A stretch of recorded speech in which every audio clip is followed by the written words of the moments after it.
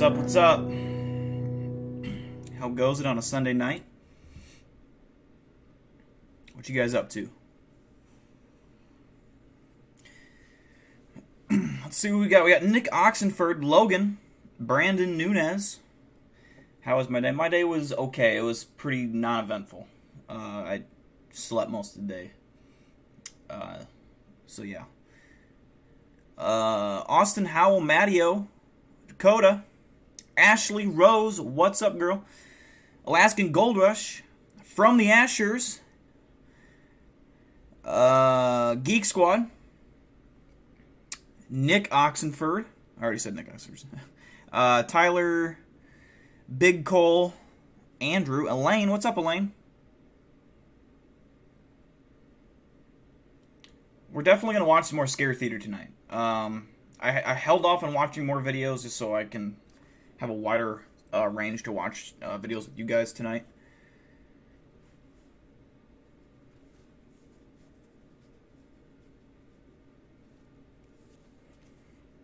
Two shout-outs. That means I'm taking away one of your memes tonight. I'm taking away one of your memes. That's your punishment for getting 2 shout-outs.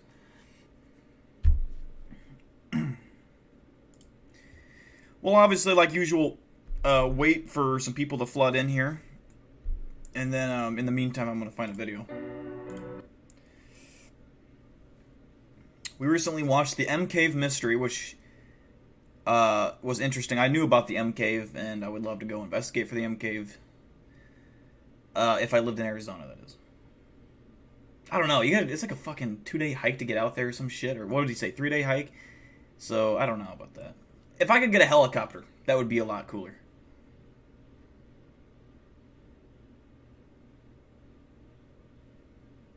You met a celebrity at a truck? Who'd you meet? Paco. Oh, Paco, Paco has COVID. He's been hospitalized. He has COVID, so yeah, about that. It's not looking good for Paco. Sorry. You may have fallen asleep in the last stream. No worries, bro. I mean, sometimes when you sleep, you gotta, when you're tired, you gotta sleep, man. I mean, I'll take naps all the time. Ted Williams. Ted Williams. Why does it sound familiar? Ted Williams.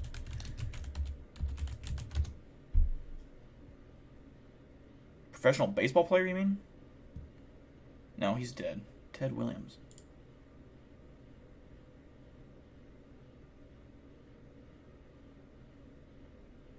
That's weird. The only person that pops up when I type that in is a baseball player. You'd think it'd show me the other Ted Williams. Why doesn't it only show me the one? Actor? There we go. Theodore Williams. Radio personality. Oh, it's the homeless guy? Why do I feel like I remember that video blowing up? The homeless guy that was like... There are often homeless people. The best of oldies, you're listening to Magic 98.9. Those some of you might remember this. I don't know. Some of you are probably too young. This is from 2011. Some homeless guy with this voice. To nothing but the best of oldies, you're listening to Magic 98.9. Thank you so much. God bless you. Thank you. And we'll be back with more right after these words. What the fuck? I remember that. I remember this being a thing. And at the time, I think he got a job or something. Like, back when I last heard from him or whatever. I didn't know he, like, blew up. Interesting.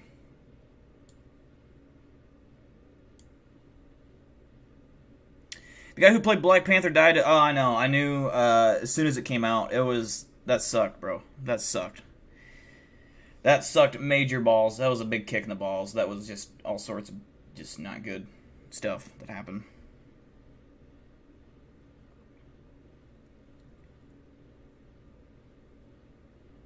The drummer from Quiet Riot passed. I don't know who that is, but then also one of the what's his name? One of the famous basketball players died as well.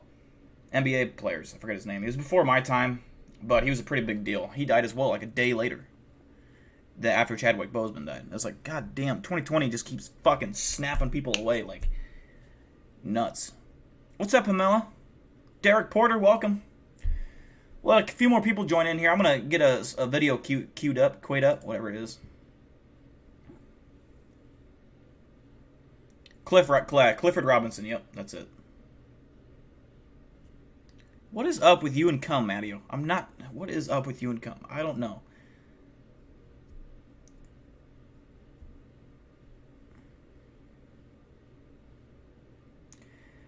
Welcome, Gold Reaper. You are at the beginning of the stream. We haven't even started yet. So, you made it early today.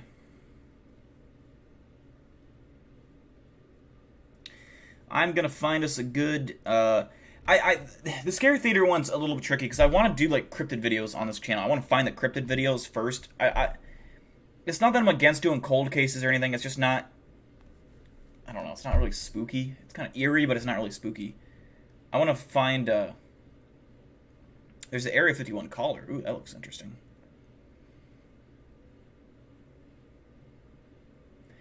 I think we'll do the Area 51 caller first. Real or debunked. Or real or fake, I mean.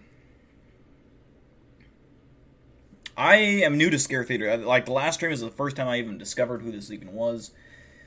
Yeah, so they got some good stuff.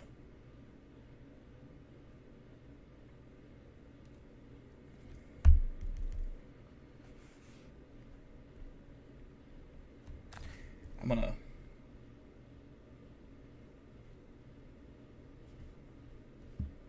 put a tweet out here letting people know the stream's up. I gotta make my daily threat to Serena.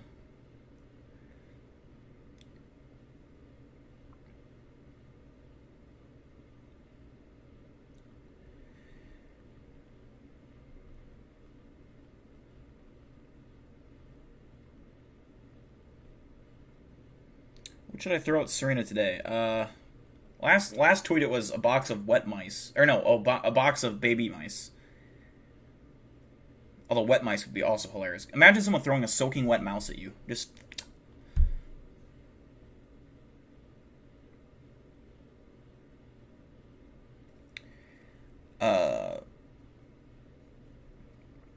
Come say hi or I'll throw a...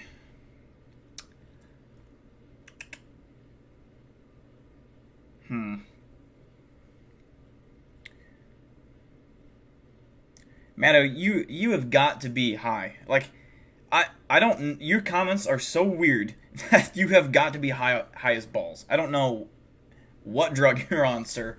Or woman, I don't know. Odd. I'd have no words.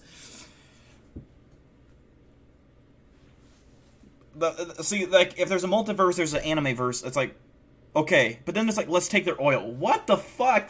Bro, what is... Are you okay, bro? Are you okay? Do you need help? I'm right here, bro. I mean, I don't know what I'm gonna... I have a receipt here. A receipt for something. You can take it. Bro, you can take this. I'll sign it. I don't have a pen, but I'll sign this and send it to you if you want. If that helps you. I don't know.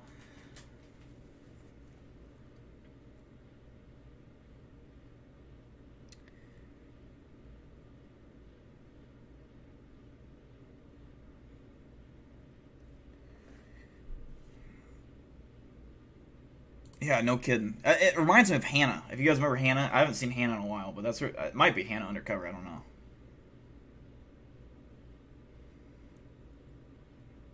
This man that lives near my house, he put sugar in my nose. It hurts. Yep. It's the good stuff. All right, we're gonna start. You smoke weed with aliens now? I don't smoke weed. I injected a weed leaf into my arm at the age of 17. I nearly overdosed and died. So don't smoke weed. It's a killer. It's the worst thing you could probably do. What's up, Angel Killer? All right, let's get this going. I still gotta think of a tweet to put out. I'll come up with it while I'm watching this video.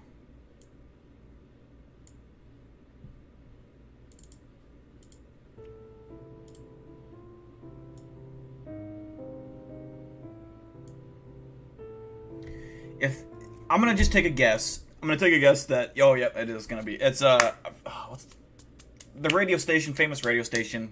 I forget his fucking name. It'll as soon as I said it, I'll remember. But it's either gonna be the guy that's flying a plane over Area 51 to get shut down, or it's the guy that's talking about shit he saw, and then he realizes he's gonna be killed, or something like that. Coast to Coast AM is a radio show that covers a plethora of paranormal topics, ranging from conspiracy theories to UFO sightings. The creator of the show, Art Bell, has spoken with a lot of callers during his time hosting the show, recently? all of which have had some pretty crazy things to say. A legend from a previous video I covered, Mel's Hole, actually originated from this show. One guy claims that he threw his departed canine down into the hole. Oh, really? And the guy that did it swears the dog actually came back to him. There's one caller, however, that stands out from the others. But first, a quick message from our sponsor. There's a lot of great mobile games out there. But one of the most revolutionary RPG games of 2003, Epic Champion. He expressed that he used to work in Area 51, and he had a very urgent message that he needed to relay. Look, let's begin by finding out whether you're using this line properly or not. Area 51. Yeah, that's right. Were you an employee or are you now? I a former employee. Yeah, he goes on to talk about extra-dimensional... I think this is fake. I'm pretty sure it's fake. I can't remember if it was ever debunked, but I'm pretty sure it's fake, if I remember correctly. But it's still kind of, like, entertaining. Beings that have infiltrated many aspects of the military. Okay, what we're thinking of as aliens are they're extra-dimensional beings. They are not what they claim to be. They have infiltrated a lot of aspects of the military establishment, particularly the Area 51. Furthermore, the government is well aware of what's going on. The caller goes on to say this. The government knows about them, and there's a lot of safe areas in this world that they could begin moving the population to. You seen it, didn't you? But they're not doing anything. They are not. They want the major population centers wiped out so that the few that are left will be more easily controllable. After this, the show's transmission was abruptly cut off. Like, this one, I don't know if he's going to play the... And maybe we'll just play it after this. There's a plain one. The plain one sounds way more real. And I know that one's fake as well. But it's at least sounds... This one, yeah, this one does seem like this dude is off his meds, for sure. Or he did a lot of meth. I don't know. And they had to reboot it on a backup system. I started getting...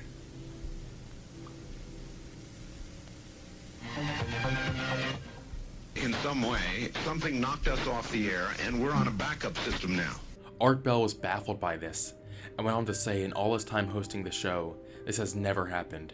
The transmitter went belly up, suddenly, for some unknown reason. I've never seen it do this in all the years that we've been on the air. But didn't... I could swear that these were, like, staged things on the show. Like, Art Bell himself was in on it. I thought that that's what that was. I could be wrong. But I swear, I don't know, maybe I'm thinking of something else, but I swear it was this. That I remember it coming out as, like, this was just a skit. Like, something just for, like, entertainment. But I could be wrong. The caller wasn't necessarily the weird part. This type of stuff happens a lot. But the fact that the station got cut off midway through is what gave this credibility. For months, this event continued to unsettle people.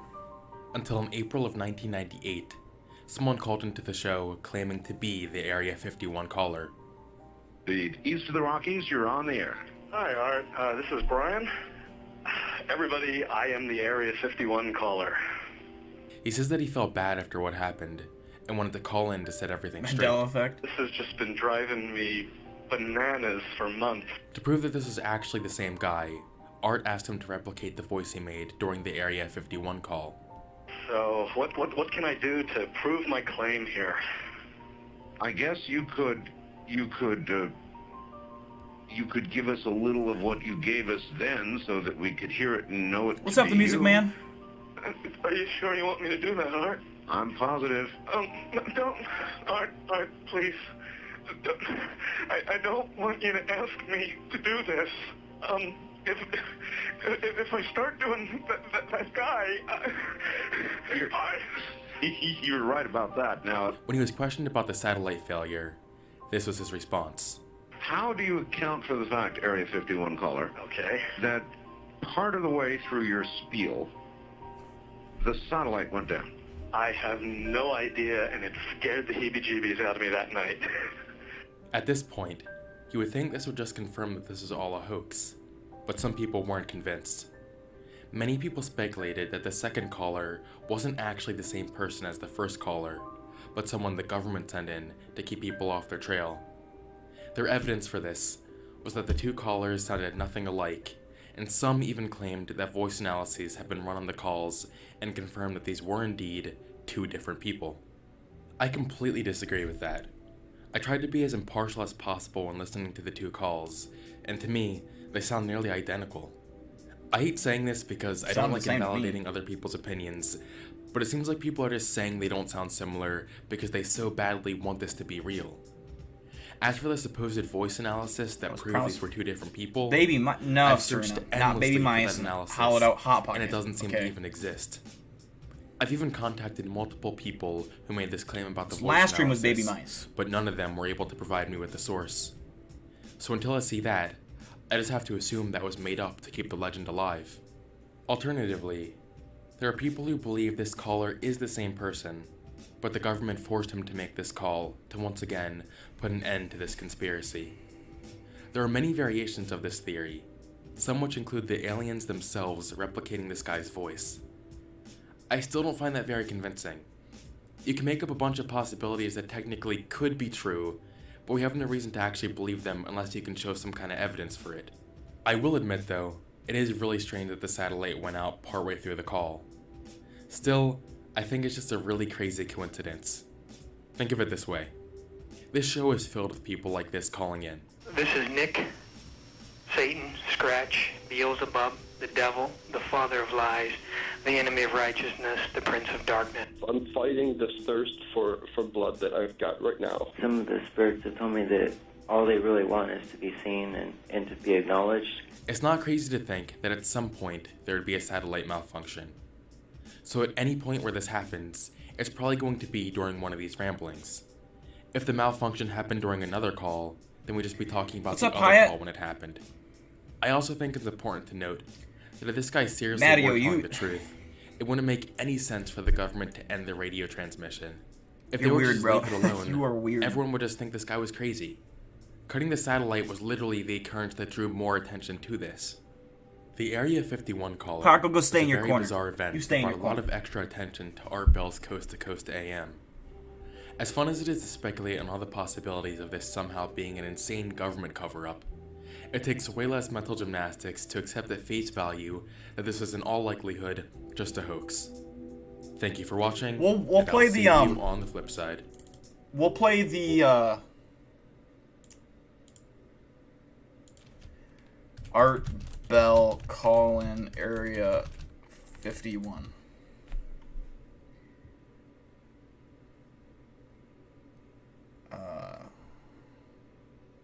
Not the frantic color. Plain.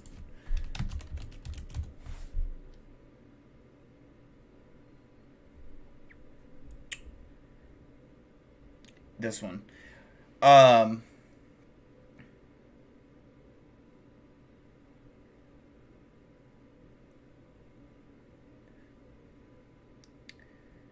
Y'all are on a weird one tonight. You guys are all on a weird vibe.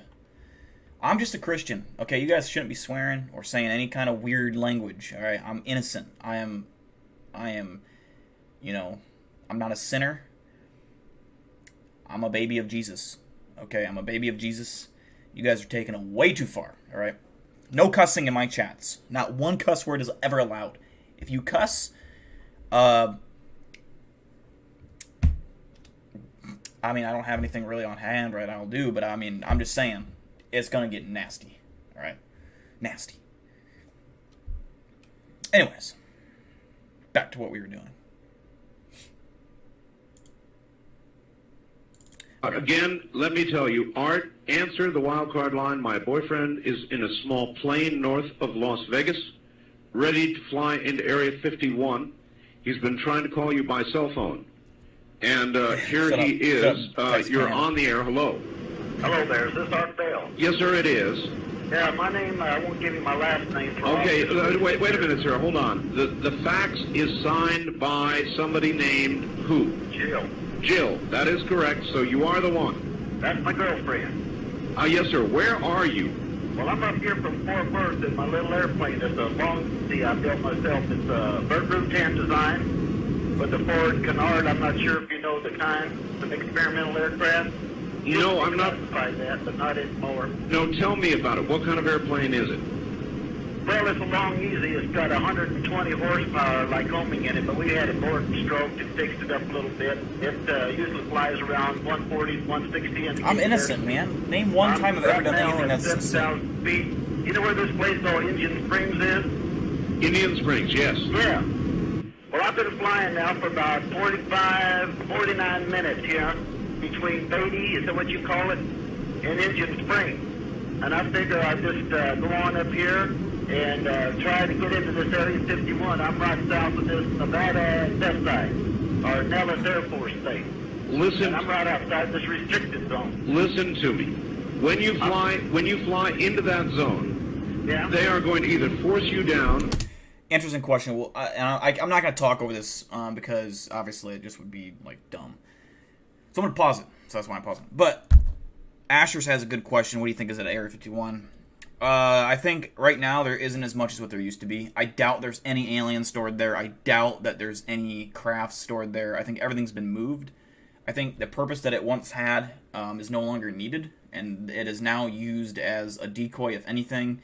I still think there is very top secret stuff that goes down there. I think that they still work on, if I had to guess, militarized technology is probably what they do there. Reverse engineering could be what they do there. Stuff like that. Let's not forget that Area 51 has been used. That is its primary use in all of its history. The SR-71 Blackbird was created there in secrecy, which was then released to the public after it was like done. And probably several. I think there was another one too. What's up, Justice? But I think at one point it did have aliens. I think at one point it did have alien crafts. But when Bob Lazar worked there, the fun stuff. So I forget the Air Force Base in Arizona. I think Arizona is where they moved. That's a theory. It could be Ohio. I've heard Ohio. I forget the Air Force Base. There's Nellis Air Force Base. There's God, what's it fucking called? Don't tell my tongue. Anyways, I think they went to the Arizona Air Force Base, not the actual Air Force Base, but there's a mountain in Arizona that's rumored to have like a mile-long underground base, like a huge tunnel system base that has all this shit, and that's where it's believed that it went to. Arizona's closer to Las Vegas, where Area 51 is at, or pretty much close to Las Vegas, Nevada. So it makes sense in terms of moving all that stuff. It kind of makes more sense. I'm not sure how they would move everything. I'm sure they could fit all those UFOs on a plane. They weren't very big, but yeah, that's my opinion. Or shoot you down. Don't you know that? Well, you know, I've been in a lot of Air Force bases, and I've been in the Air Force for many years. I'm an ex-Air Force, but I'm just going to tell you that, you know, as American citizens, we have the right to know what's up there in this Area 51. And I've been listening to you boys talk about this. Hold on here, I'm making a turn. And, just a second here. And I'm going to go on up there and see what's going on. And I just wanted to let you know about that before I do that, don't you know? How long do you estimate it's going to be before you I figure about 12, 14 minutes. I can crank this baby up a little bit here. Let's do that. Let's crank this thing on up. We've got some pretty good mountains here off to my west, don't you know? I'm turning up north right now, and I can see the Air Force base out there in the distance. It's got 3 runways. It looks like they're all lit up. And A-shaped. It's like north-south. Got a lot of desert up here, don't you, boys? A lot of desert, yes. A lot of desert. Now, you're liable to get yourself killed. I'm sorry, sir, you have to speak so loud. I cranked this engine all the way up here. I said you're liable to get yourself killed. Well, we'll get up there in a few minutes, yeah, and we're just going to see what's going to happen, because this is I've got Red Crosses painted on this baby, and I got hospital on it, see? And maybe they're going to think that I'm on some kind of a mercy flight and I'm just off course. And I've got the radios cut off, so you can have radio failure, don't you know? And so I'm going to hold this thing steady here about around 65, 6,800 feet. Why are you doing this? Why are you I'm doing going to this? get to the bottom of this. I'm a American. My family has been American for years, and I want to get down in here and I want to find out what's happening. All right, then why are you doing it at night? Because that's the best way to get in here. But even if you manage to overfly the area, what I'm do in you... the restricted zone. I just entered the restricted zone. I see a bunch of lights out there. Looks like some kind of a searchlight coming on. You're in the restricted zone now? I just crossed that restricted zone. I'm going to drop this baby down. I'm telling you, you're going to get shot down. Hold on here now. I got my pressure suit on. I don't really need one of this kind of aircraft. It's not like a jet, but it helps to, when I make some tight turns here. And I'm going to cut down here. Now, let's see what these boys are going to do. I don't see anybody coming up here yet. I just see a bunch of lights. What's up, Industrial? But I'm pretty far from that Area 54, and I'd figure about another 8-9 minutes here. And it's hard to calculate it right now trying to talk to you. I'm trailing an antenna out here about 30 feet so I can keep this phone conversation. If we get cut off, then... But I'm going to go up here and see what's going on. They say there's a bunch of UFOs and there's all kind of things out here. And I want to get this baby right down here about 1,000 feet. And we're going to see if there's any UFOs or anything out here, what's going on. Listen, I think you're making a mistake. Well, sir, I might be, but, our tax dollars pay for all this. And these boys, they've been hiding everything under all this black project and all this great funding and all this kind of thing. Sir, hold it. Don't you think that we have a right to national security secrets? I think we have, not really, because they have these J-11 and J-15 satellites up there, and the Ruskies, they know what we're doing, and the Chinese, they've got satellites down here, they know what's going on. The only thing that don't know what's going on is the solid folk like me and you, and us common folks got a right to know, because we're funding all this. How long have you been planning this? I got this thing down here about 1,000. I've been planning this thing now. I'm right on the deck, not quite on the deck, I'm at 1,000 feet. Boy, they got light bulbs popping up everywhere. I'm telling you, they got searchlights. There's about 4 of them out here. And I've been planning this now for, anywhere from a month to 6 weeks. It took me a while. Industrial, the $2 donation. Big deal, best channel on YouTube. Thank you, Industrial. Appreciate you, brother. The only thing but stick to this gel coat I got on this thing. This thing's built out of Kevlar and carbon fiber. I got it dressed 8G positive, 10G negative, and it's overbuilt. I tell you what, I want to get down here and firm like a little frog that's just dipped on by big dogs when I get down here. In a few minutes here, I'll tell you that. Because I'm not going to... Hey, looks like there's a F-16 coming up here. I wouldn't be surprised. What's up, Ryan Tremblay? I've seen you in a while, brother. Somebody How you down been? there, he's got some afterburners on because I can see him. He's about 5 miles out. That old boy is cranking. Yes, sir. And I see something opening up here on the ground. I'm pretty low now. I'm starting to pick up all kind of buildings down here. I see something here is level with the ground, and they're opening this thing up. There looks like something's coming up out of that. I can't tell you what it is. It must be on some kind of a... hold on here. I gotta make this turn. All right. I think this old boy's gonna head up here for me. I wouldn't be surprised. Oh, he's going to be up here right directly because he's Ryan. 16, sure as hell. He's coming to hold on here. I would advise you to turn your... Imagine how badass getting shot down by an F-16 would be. That would be kind of a cool way to die, I'm not going to lie. I would advise you to turn on your radio. Come on, baby. Come on, baby. Come on, baby. We can do this now. Come on here. Hold on, this old boy's coming up here. Now, he's got his lights... He's got his lights on and he's flashing me. Yeah, he's probably... All right, I'm waving at him. No radio, no radio. No radio. He don't know that. Well, if I were you, I'd turn it on. Folks are listening to Art Bell because everybody listens to Art Bell. Well, maybe if you're making... I gotta get some You're making a bad calculation because if they're not listening, you're going to be shot down.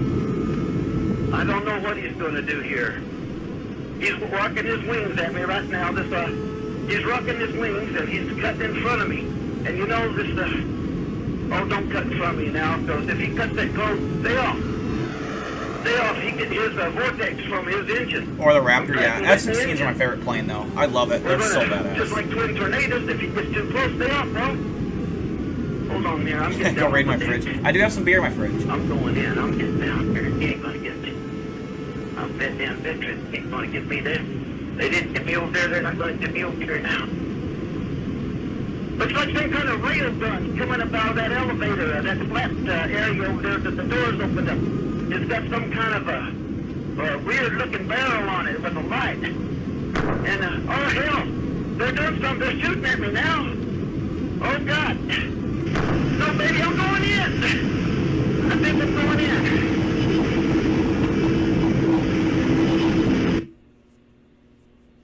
Huh.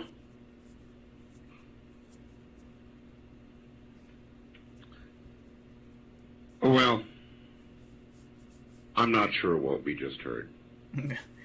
See, it's like, I'm pretty sure it's a hoax, but that one's at least, I think that's way more believable than the other one, in my opinion. I don't doubt that someone has tried doing that. There has gotta been at least one person that tried flying a plane over Area 51, and you will get shot down. There is no ifs, ands, or buts. They don't just wait for you to land and arrest you. No, they will kill you. So the whole getting shot down thing is not it's just, would someone actually call into a radio show while doing it? I wouldn't be surprised, so I don't know. To me, it's interesting. How many guys have Paris screaming, "I'm going in"? Rest in peace to the true heroes. That's true. That's true. Let's see what else we can find here on Scare Theater, a new channel we're checking out.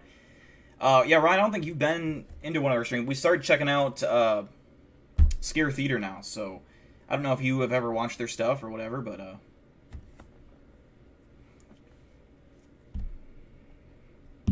I'm trying to find ones that are more like cryptid-based or paranormal-based.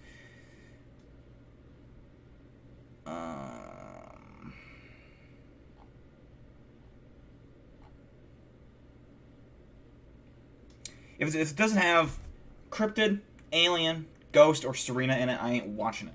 Alright? The Blue Whale Suicide Game.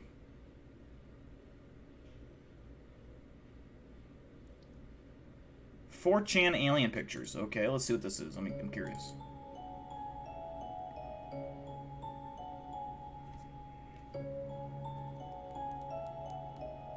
"4chan is a website known for a lot of jokes. However, recently, something surfaced that many Is people 4chan like believe Reddit to be then? What the anything fuck but is a 4chan? I've joke. never understood 4chan. On January 22nd, there was a thread posted to the politically incorrect board on 4chan titled 24489, taken approximately 24 miles northwest of Luke Air Force Base, Phoenix, Arizona, Lab H4.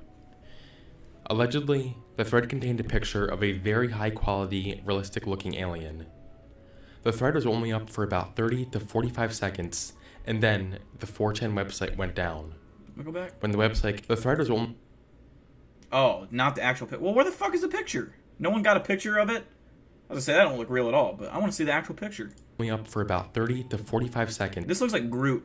Like, Groot had, like, a really, really bad, like, I don't know, skin infection or some shit, or bark infection. This is what fucking Groot would look like on drugs or some shit. I don't know. Very horrifying. Like a rated R version of Groot. And then the 4chan website went down. Herpes, you know. When the website came back up, the thread was gone. Since the whole situation happened, a lot of people have been talking about it, but there is... Man, don't tell me, and don't hype me up with this fucking story about this realistic picture of a possible real alien, and you don't even have a picture of it. Don't even waste my time. Don't even waste my time. Show me the fucking alien. I'm gonna be pissed. There isn't too much information about the original thread. Furthermore, no one seems to have the original picture. Although there are a lot of people who claim to have seen the picture, no one ever actually saved it. On the threads that were posted after all this happened, some of the supposed witnesses said the picture was taken outside, and in most recreations... I don't believe that because, A, it's the internet, and especially, I mean, I would... Maybe if it was on, like, a site where there's not a lot of eyes on it, but if, like, it's a popular thing, or it's posted onto a popular, like, active... whatever, Reddit or 4chan or, and I guess I don't know how 4chan works. I assume it's like Reddit, right? There would be one motherfucker that would save that shit. There has to be. What the fuck? Of the picture, there's a tree on the right side of it. As far as the description of the actual alien itself goes, they said it was looking to the left and slightly at the camera. It had yellow scales, black eyes, and small pursed lips. Some people have suggested that this was the picture that was posted. This picture was taken back in 2012. That's interesting.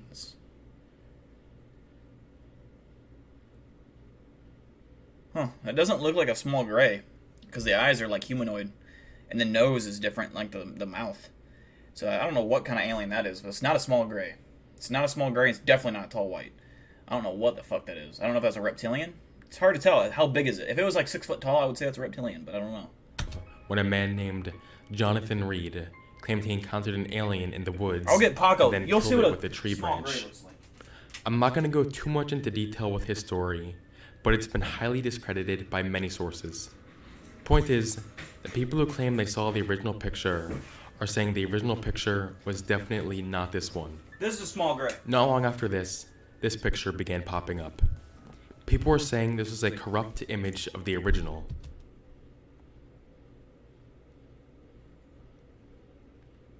God, imagine how fucking creepy that would...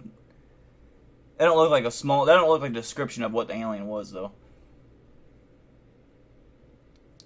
Huh. Some people have been taking this seriously, while others not so much. I don't think that's real. I mean, At the end, a corrupt there are image, pretty much get out two here. possibilities. Some people believe this is real, and others believe it's a hoax. Let's for a moment just consider this may have been an image of a real alien. Some people are saying this had to be fake, because at least one person would have saved the image or screenshotted it. That's the or internet, something man. like That's that. how it works. That- Now, taking into account, when did he say this was posted? Because if it was like 2005, maybe. But if it's in today's, like, last 10 years, or last 5 years, 6 years, even, my God, what is 10 years ago? 2010 was 10 years ago. I would say the last 10 years. Guaranteed saved instantly by someone. Really isn't the best argument in my opinion, since the picture was only up for less than a minute. A lot of people probably just didn't take it too seriously at the time, or just didn't think to save it in that short amount of time.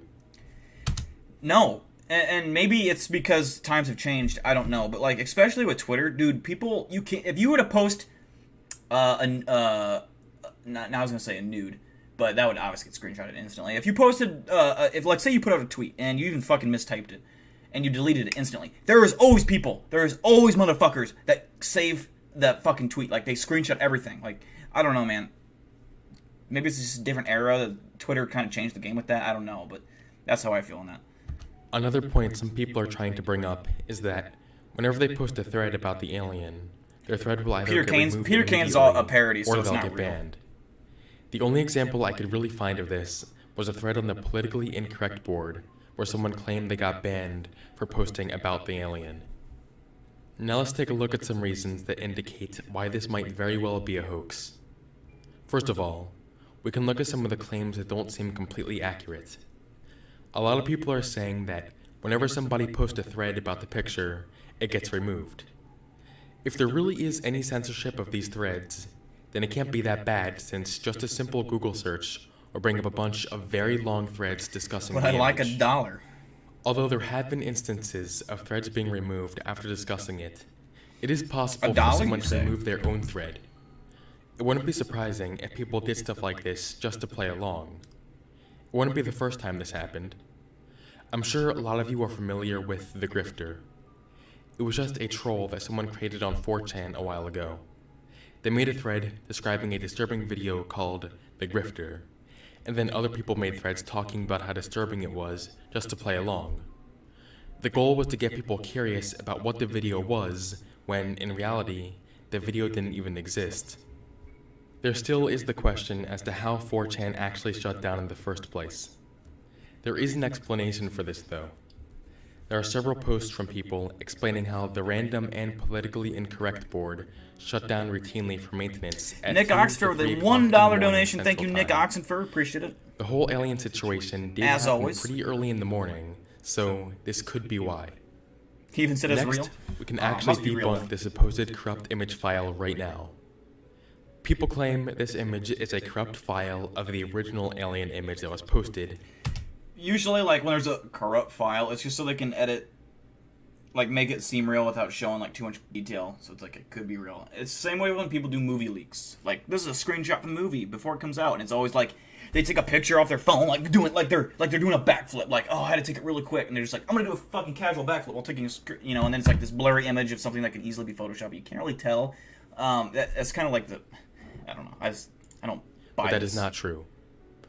A lot of people have speculated that the alien in this image is actually just the alien in this image. This can be confirmed because if you look closely at the corrupt image, you can see a little round dot by its chin. Now, look at this other fake alien, and you can see the same dot by its chin. At this point, it becomes clear that the corrupt image is just a fake. Finally, the person behind this hoax actually came clean on 4chan. He said the entire thing was planned out by a group on Discord that he was a part of. He took advantage of It the ain't much, but maintenance it's honest. situation It's honest work. and the What's the glitch that fucking did saying? not It ain't much, archive but it's their honest original work. alien post.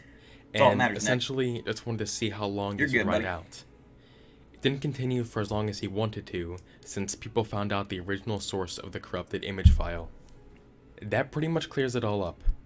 There's an explanation for most of the strange stuff surrounding this, and the perpetrator of the hoax confessed. I think it's safe to say the alien picture was just a big hoax. Yeah, I think it is too. I'm like, it's like sucks because I'm usually very critical on things when it comes to this. Like I'm very like, even though I'm a huge believer in paranormal and I'm probably one of the biggest alien believers. I will never sit there and just say yes to everything just because I believe. I will sit there and shoot down shit that I think is bullshit. Because I think it's fun, it's interesting. I like fake shit. People who fake videos, it's entertaining. It's part of the thing. So it's fun to kind of sit there and kind of analyze whether it's real or fake, or you know, what you really never know that it's real. You just can kind of assume or think it's real or believe that it is. But I think that's kind of what makes the whole thing fun. Let's find a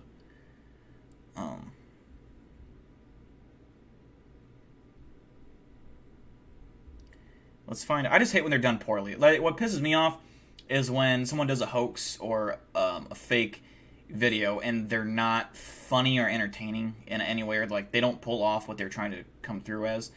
If they're just cringy, like a cringy TikTok, then it's just like a waste of my time. It's like, why are you even trying to do this bullshit? But without, you know, fake videos, you wouldn't have a lot of the entertainment that you do, and a lot of us wouldn't have jobs in this entertainment. It just is how it would be. The Gable film hoax.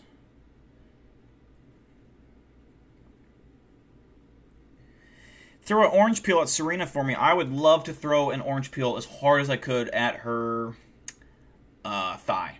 Yep. I could even cut it into 4 pieces and throw 4 of them. The Bigfoot body hoax. Yes, I remember when, is that the one that was like 2010? Well, maybe. God. No, I'm thinking of a different one. I'm thinking of the one, I know what one you're talking about. I'm thinking of the one that was like, it would have been like 2014. Or like CBS News like came out with an article saying Bigfoot has been discovered. He was shot by hunters, and like they show the picture of the Bigfoot laying on a table dead, and like these hunters claim that they killed him, and like CBS News on their website was like reporting this, and like this was like a real thing, and then they quickly like shut it down and like deleted it, but like it was turned out to be a hoax. But I was sitting there I remember I was sitting in my fucking class, which is I forget what it's called, but it's a college class in high school. I forget what the fuck it's called. But it's stupid as hell. Anyways, we're sitting on my laptop, and I see the fucking article. I'm like, holy fuck. You know, it's a Bigfoot. It was crazy.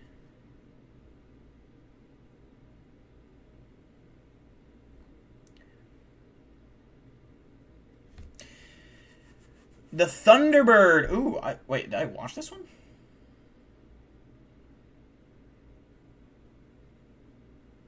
When did I watch these? The Thunderbird. Never actually produced a copy. For those that don't know, if you have not watched Crypto Story Time on my channel, go watch it. I fight the Thunderbird, and you get to see me fucking throw down with the motherfucker. It was me and Serena, the Skinwalker. We go to save Lava. Lava is imprisoned by the Fae tribe members, and he has a bionic arm. And I hold off the Thunderbird while Serena goes and retrieves Lava, and they escape. And then they crash Eli Buckmaster's fucking self-driving Tesla again, and Serena gets ejected through the front windshield. And yeah. And then Serena kills Texas Panhandle. Like, god damn it. I couldn't even believe that when that happened. I was so pissed. But anyways. But imagine just taking a normal walk one day, and then all of a sudden, seeing a giant pterodactyl-sized bird flying around. Some people have claimed to see just that, and they call it the Thunderbird.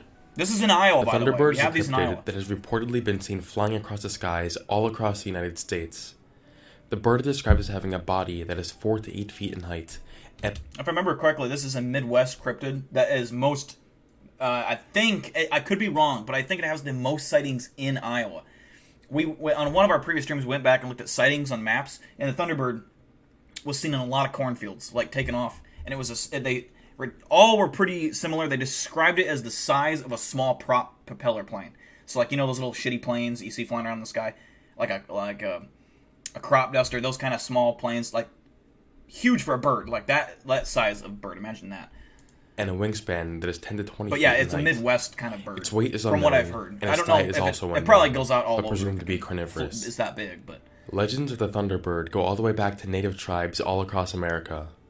Some of these stories would say the bird was so powerful. Van Meter. I don't know that when anything they about the flapped their Van Meter. You have to wings, explain thunder that to me, was created. Ashley. And when they blinked their eyes, lightning was created, and that water would fall off their backs, creating rain.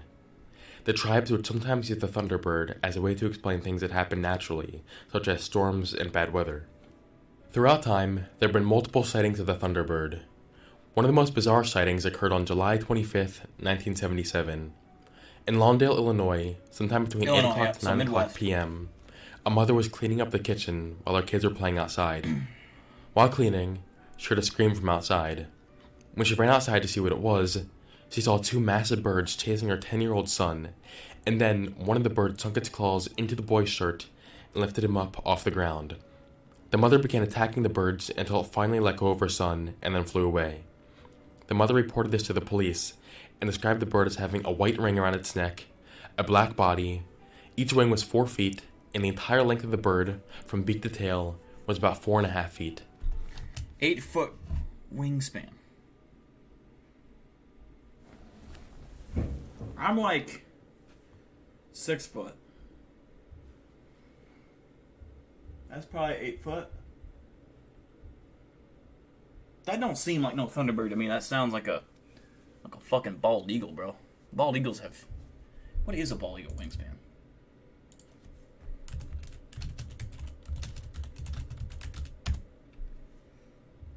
Seven and a half feet. How much you want to bet a white ring around his neck? That's a fucking bald eagle. Like Thunderbirds are way bigger than 8-foot wingspans. Like they're like 16-foot wingspans. This lady's smoking crack. Some people believe the bird she saw was an Andean condor, which is a black bird with a 10-foot wingspan and a white ringed Illinois, neck. though. Andean condors, however, are not capable of lifting heavy objects. Another interesting Thunderbird sighting happened in 1980. In Arizona, 2 cowboys claimed to have killed a giant bird with a huge wingspan. That's more of like what I'd expect. That is not an 8-foot wingspan. That's like a fucking 20-foot wingspan right there, at least. Like each wing is like, actually it's probably more than 20 foot. That's probably like a 35-foot wingspan right there. So, I mean that just looks like a straight up pterodactyl. Supposedly had smooth skin, featherless wings, and an alligator-like face. This description vaguely matches that of a pterodactyl. The cowboys dragged the bird into town and pinned it up against the barn. Allegedly, a picture of this was published in the local newspaper, but there isn't really any proof that any of this actually happened. Although there are a lot of people who claim that they remember this happening, no one has ever actually produced a copy of the supposed picture. Some people believe that the description of the image is enough to create a false memory in the minds of people, so they may think they saw the picture before when they actually haven't. There have been many attempts to produce the image that was supposedly shown in the newspaper, but most of these examples either don't depict what was described or if it's been proven false.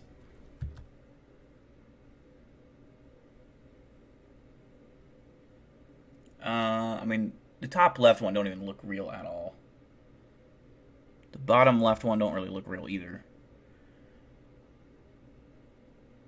The top right one just looks stupid as hell. Like, I mean, imagine being that bird. Couldn't be me. What an embarrassment to his fucking species.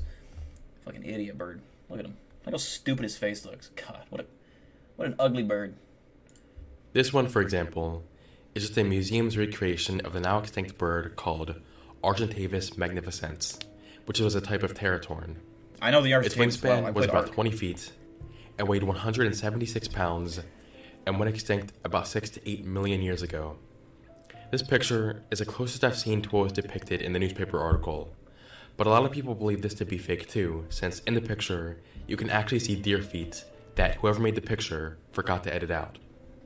Now let's take a look at some of the actual video sightings of the Thunderbird to see if any of them are convincing. In 2012, this video was uploaded called Thunderbird Caught on Tape. All the video shows is just this bird flying around in the sky. This obviously isn't very convincing because all we see is the bird in the sky. We have nothing to compare its size to, so we have no idea how big it actually is. For example, in this picture, which is fake by the way, we can see the bird standing on a telephone wire thing, so we can compare how big it is. So this video is not very good evidence.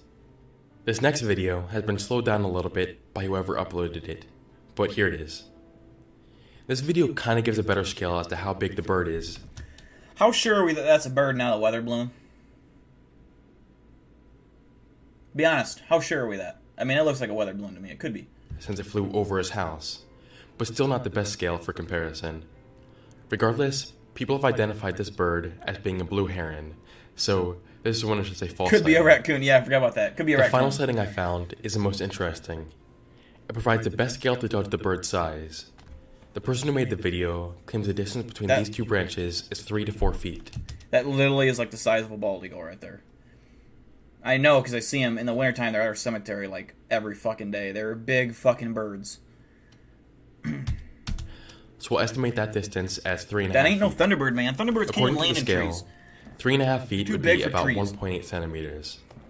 If we now measure the bird in the photo from feather to tail, we get about 2.5 centimeters. 2.5 centimeters would be equal to 4.86 feet, and that's just its body, which is pretty big. Now if we measure the wingspan, we get about 6 centimeters, which is about 11.6 feet, which is also really big. Now I'm not sure exactly how off my measurements were because I think they're the pretty title of the video says the wingspan of the bird is only 8 feet. But I showed you guys how I got my measurements, so just let me know if I made a mistake.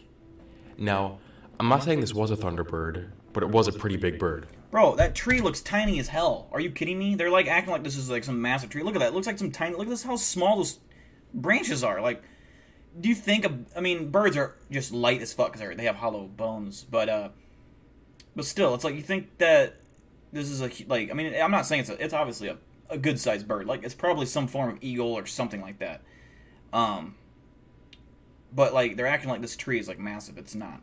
That's probably a tree nest or a bird's nest right there. Look how fucking big it is compared to that thing. It ain't no fucking Thunderbird, man. Get the fuck out of here with that. Made a mistake. Now, I'm not saying this was a Thunderbird, but it was a pretty big bird. Overall, nature is filled with fascinating things, and whether or not some of these sightings were true Thunderbirds or just other birds that were pretty big, it's still a very interesting sight to see. Thank you for watching, and I'll see you on the flip side.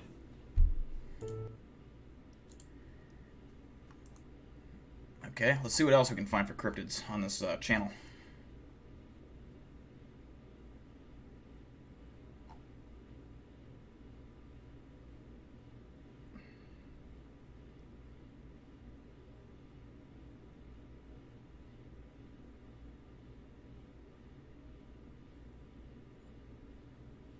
Does he only debunk or like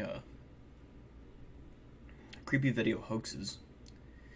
Alien Spider one is so long to watch that. It's so like cringe and just. Lost in the Catacombs. Catacombs are creepy as hell. I would love to go, like, see them. I don't want to go walking around in them, but I would like to see them.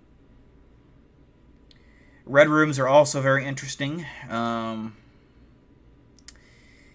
There's a movie about red rooms. They're fucked up. It's basically where, and this is a real thing on the internet, on the dark web. You go in this room and you pay. You have to pay. There's a paywall. I don't know what the paywall is. It's probably like $100 or something, like a lot of money. And then they have, and this is where like a lot of human trafficking, plays a big source of this. They get like a person that they've abducted, whether it's a child, usually female, or a guy, and they have them tied up in either on a bed or on a chair or whatever, and then people in the room, like in a live stream, which it's a live stream is what it is. People will like pay money to have them torture them in a certain way. Like, hey, I'll pay you $50 to do a screwdriver stab, and then he stabs him with the screwdriver, and they get to pick where he wants it. And it's like a torture, and eventually they kill him, and they have like an execution style murder, and they make sure to keep him alive until the end. And then they're fucked up. They're very, very fucked up, and it's on the dark web, so it's not traceable or anything. And yeah, it's fucked. But they're very gruesome. There was a movie, I can't remember which movie talked about it. The chick with the webcam, I don't know what I can't remember what it's called. It was a good fucking movie. Red rooms, yeah, they're real. I've never been on the dark, well, I have been on the dark web for a college class, actually, but I don't think you can get into red rooms for free. Maybe you can, I don't know. I've never tried. I thought there was a paywall on it, I can't remember. What's up, Long Brother? Law enforcement rescued 39 children in Georgia the other day. What, from human trafficking, I assume? It's crazy how many women and children are abducted every single day. And there's actually a lot of men that are abducted, too.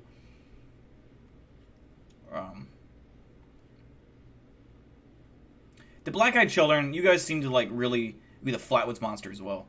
You guys seem to love the black-eyed children, so we'll take. And I admittedly don't know enough about them, so let's see.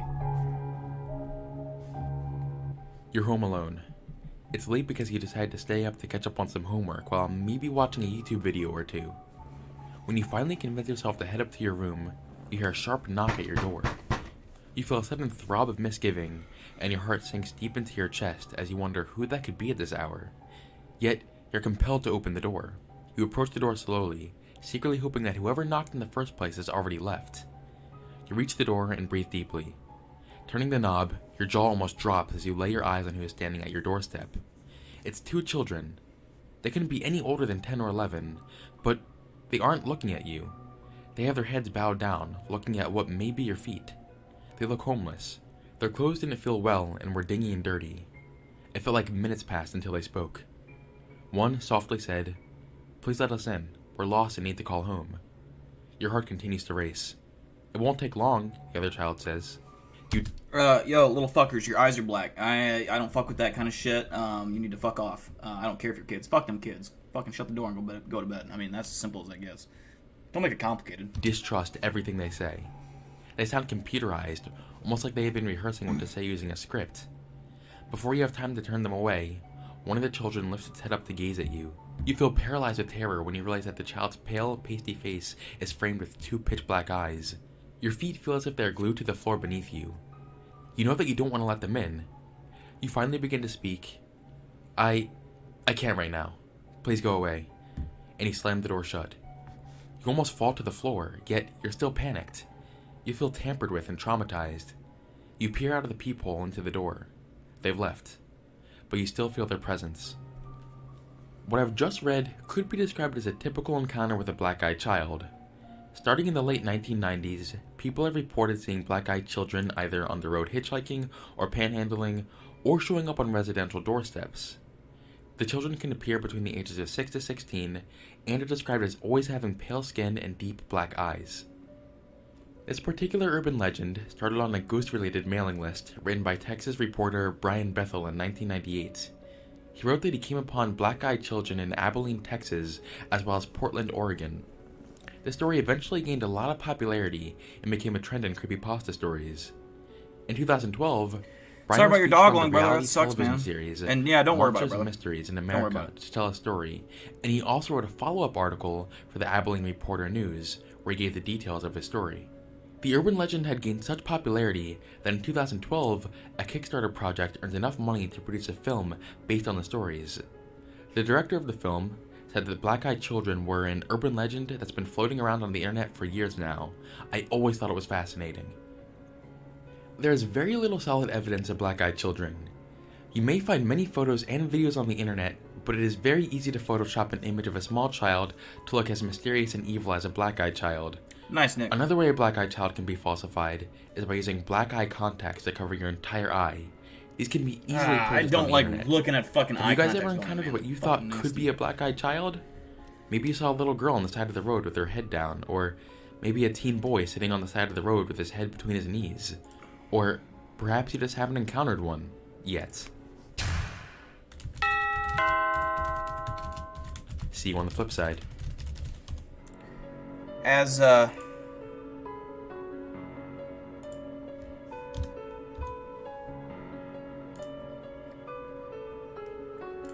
As Michael Jordan once said, "Fuck them kids." Real quote.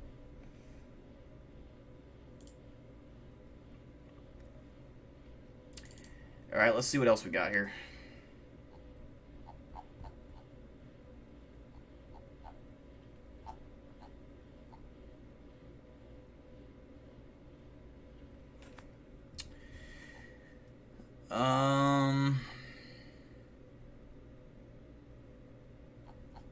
UFO summoning. Flatwoods Monster.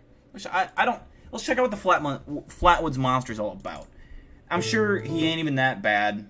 You know, in Iowa we got Thunderbirds and Bigfoots, man, and Skinwalkers. I ain't scared of no Flatwoods Monster. Some rookie cryptid. Pfft. UFO sightings are almost as old as time.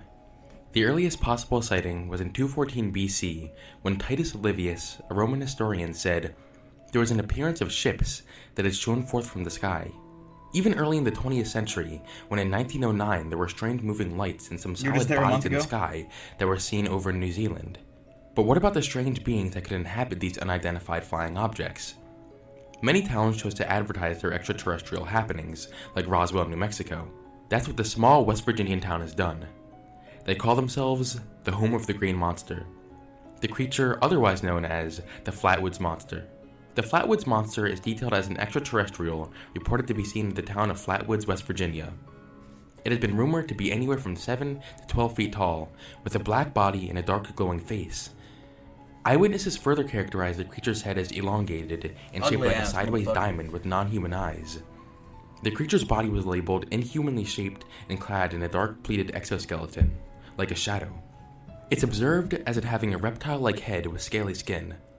A lot of accounts cannot remember if the creature had... This dude really out here looking like a salt shaker, and we're supposed to be scared of him. This is your monster. Flatwoods Monster. That's what you guys are scared of. Wherever this guy is living at. I mean, I ain't impressed. I ain't impressed so far. ...had any arms or not. Some do, and it has long, stringy arms that protrude from the front of the body with long, claw-like fingers.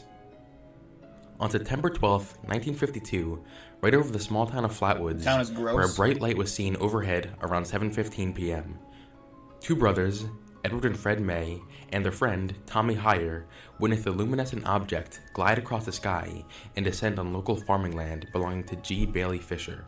The three boys then went to the home of Mays to find their mother, Kathleen.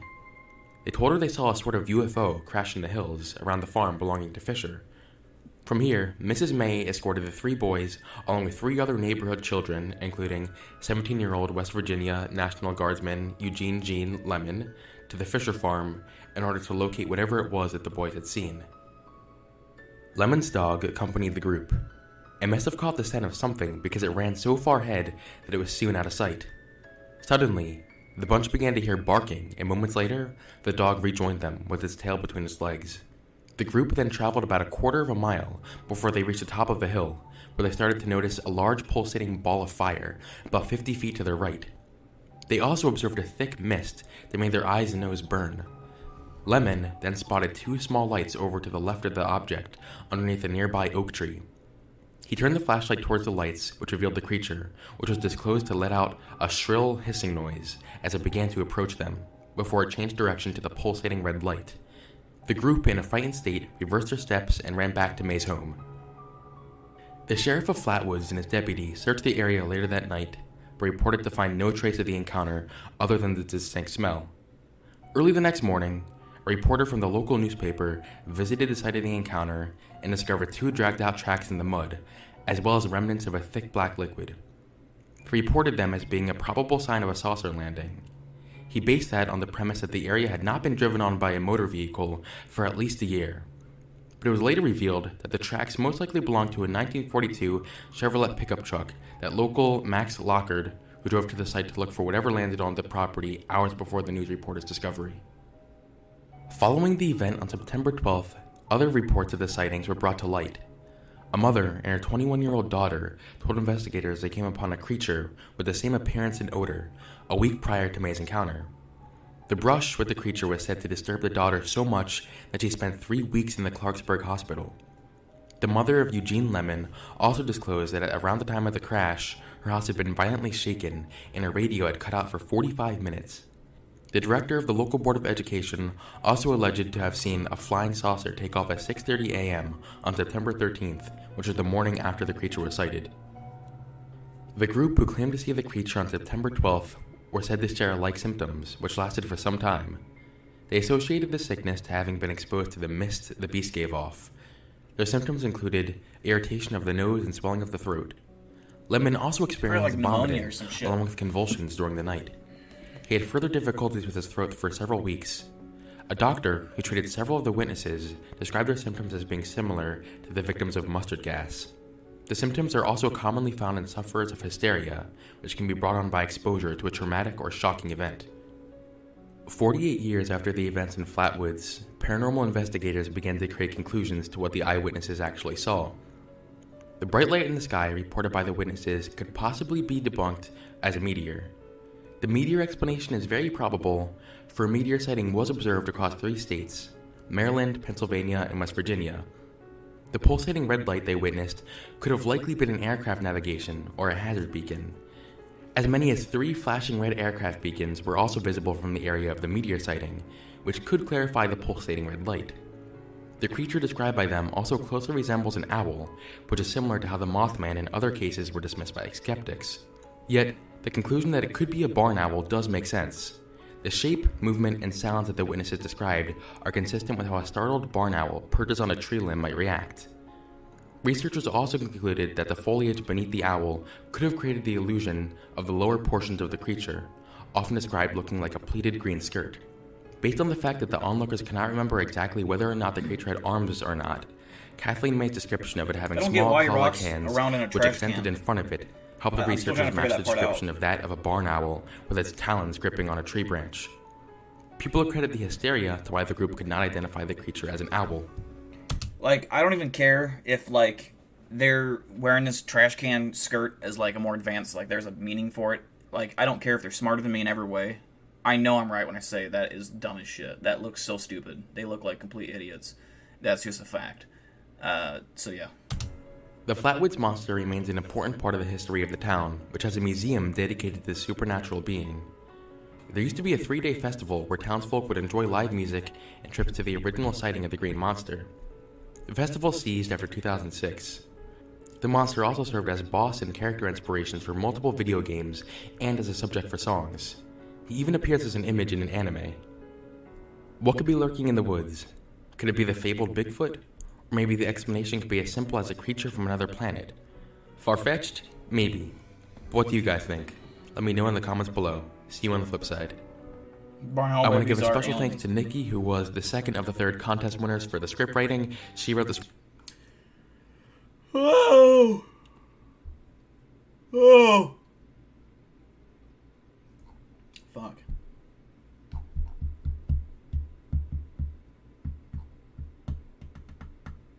Zozo. Zozo entity. Zozo is pretty fucked up. I've heard of Zozo. Big deal, really out here destroying an advanced outer space creature's wardrobe. Yeah, I mean, fucking... I ain't scared. What are they gonna do? Come fucking... murder me in my sleep? Oh no. I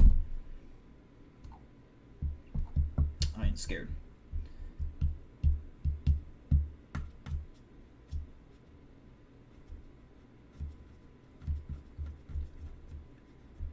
Hi, Walter. I got a new girlfriend today. Oh, I remember this one. I don't know if you guys remember this.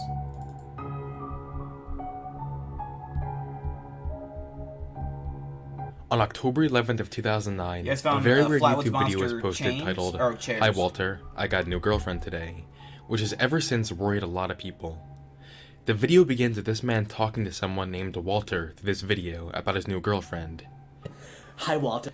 So for those who don't know who this is actually Serena's ex-boyfriend. He was really creepy, and Serena was really in love with him. This guy broke up with Serena, and Serena had a broken heart. So then she went and met Lava. But this is actually who that is. I was at the mall today, and guess what happened? I met the most wonderful girl. The first 40 seconds is just him telling Walter about how he met his girlfriend and whatnot. However, when he presents the girl to Walter, things become a bit more eerie. I know she hates cameras, Walter, but I'm gonna show you her anyways. You ready?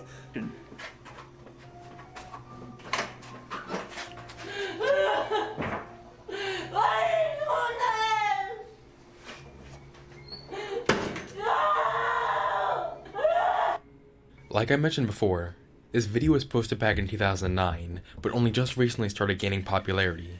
What we Just need to show you know, how much it blew we up, need to get I was a able to find response video from Walter. What does Walter think? I mean, obviously he was very excited to show Walter, and where the fuck is Walter at? I mean, this is obviously a fucking cliffhanger, man.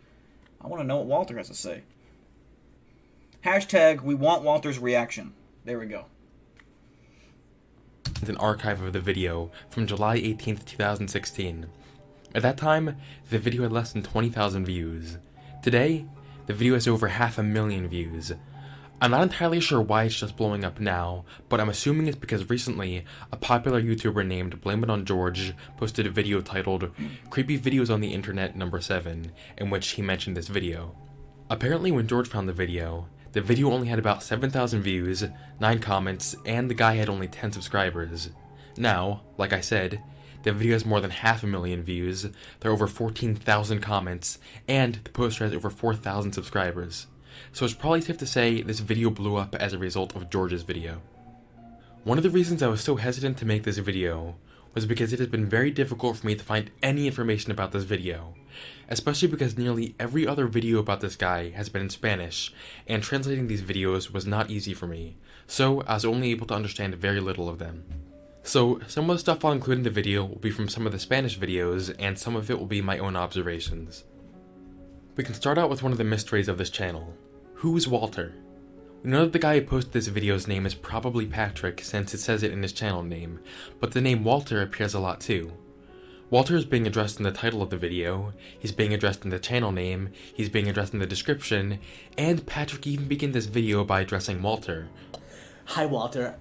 There are no other videos on this channel, and the only other information on it is on the About page. On that page it reads, "My videos to Walter, my friend which cannot seem to find me." So clearly we know that Walter is looking for this guy, and the videos here are supposed to be some type of communication for him. Just a quick speculation off the top of my head, maybe Walter knows the girl in the video, who was kidnapped by Patrick, Yeah, it was. and that is why yeah, Walter's it's trying to not find real, Patrick.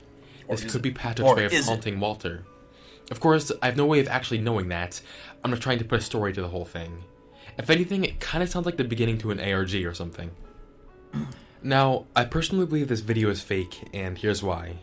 I'll start with the weakest piece of evidence I have for this. The beginning of the video just feels fake and unnatural. Just the way the dude is speaking is like he's trying too hard or something. We went shopping at JCPenney's and she tried on a lot of clothes. And she ended up buying a whole lot of them, you know what I mean? I don't know, almost as if it was scripted or something. Now this obviously is a pretty weak point since it doesn't really prove anything. If this is real, then the guy is obviously mentally disturbed, so it does make sense why he might speak unnaturally. And even if it were scripted, that doesn't really prove that it's fake. This is just something that I wanted to point out.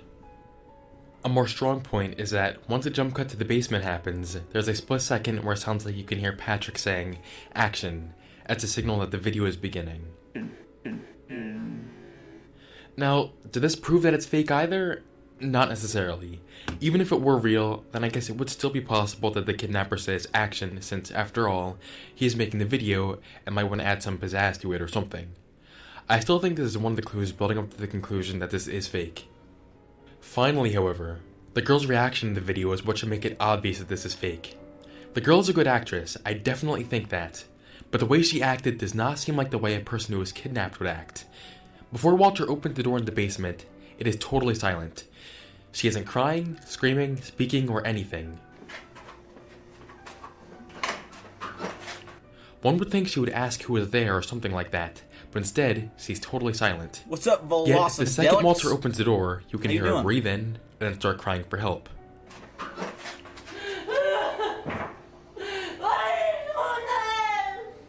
Why was she only crying when he opened the door? Well, this could be explained, I guess. I mean, if you're being abducted and you're hiding it, yeah, you would probably freak out, if you're a woman or literally any other male besides myself, because I know I would probably just break the chains and fucking walk out. But if you were a normal human that's, kidnapped, you probably wouldn't waste your energy crying, by your own, when you're alone. But as soon as you see the fucking guy that's abducted you, you're probably going to have a breakdown. Like, just seeing him, it's going to instantly make you, So that is a bad argument on his case right now. I think that's kind of a reach. One might argue that she was crying, but the door was just soundproof. This isn't the case because the door does end up partially closing again. Although it doesn't close entirely, it's very obvious by how vocal her cries are that even if the door were completely shut, they would still be very audible. So that leaves one final question. Who was the girl in the video? There's been a bit of speculation on that, and I found one possibility from a YouTube video posted by a Spanish channel named Creepyphobia. Regardless of the intention of the video, or who is in it, it was still pretty interesting, and I'm kind of glad it got the attention it has now. Although it isn't real, the quick twist that the video had did catch me off guard. Thank you for watching, and I'll see you on the flip side. This dude is 100% fucking working at a Hobby Lobby. Either Hobby Lobby or Home Depot. 100%. That's the kind of guy you find there. Like I'm just saying. Side.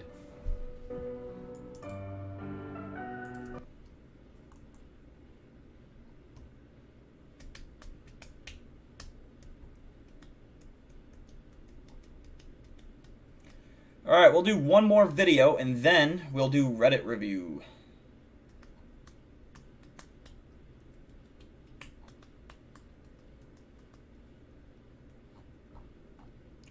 How long is the Zozo one? Depends if it's a fairly short one like these other ones, then we can. I just saw it. Where the fuck did it go?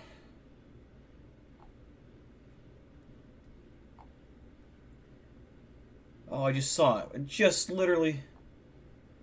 Zozo. 7 minutes. All right, we'll do Zozo. For those that don't know, he's gonna explain, I'm sure, but Zozo is like one of the most famous demons there is, and a lot of times people who play the Ouija board, Zozo is the demon that will answer. Or if you ever get Zozo like you're playing, it actually warns you on most boxes. Like if you ever get the entity known as Zozo, then ask it to leave and shut the game down. Don't continue playing, because Zozo is like it's been known to be very aggressive and possessive. Like, it's very powerful. And there's actually a lot of videos that you can watch where people actually get possessed while playing it by Zozo. It's fucked up.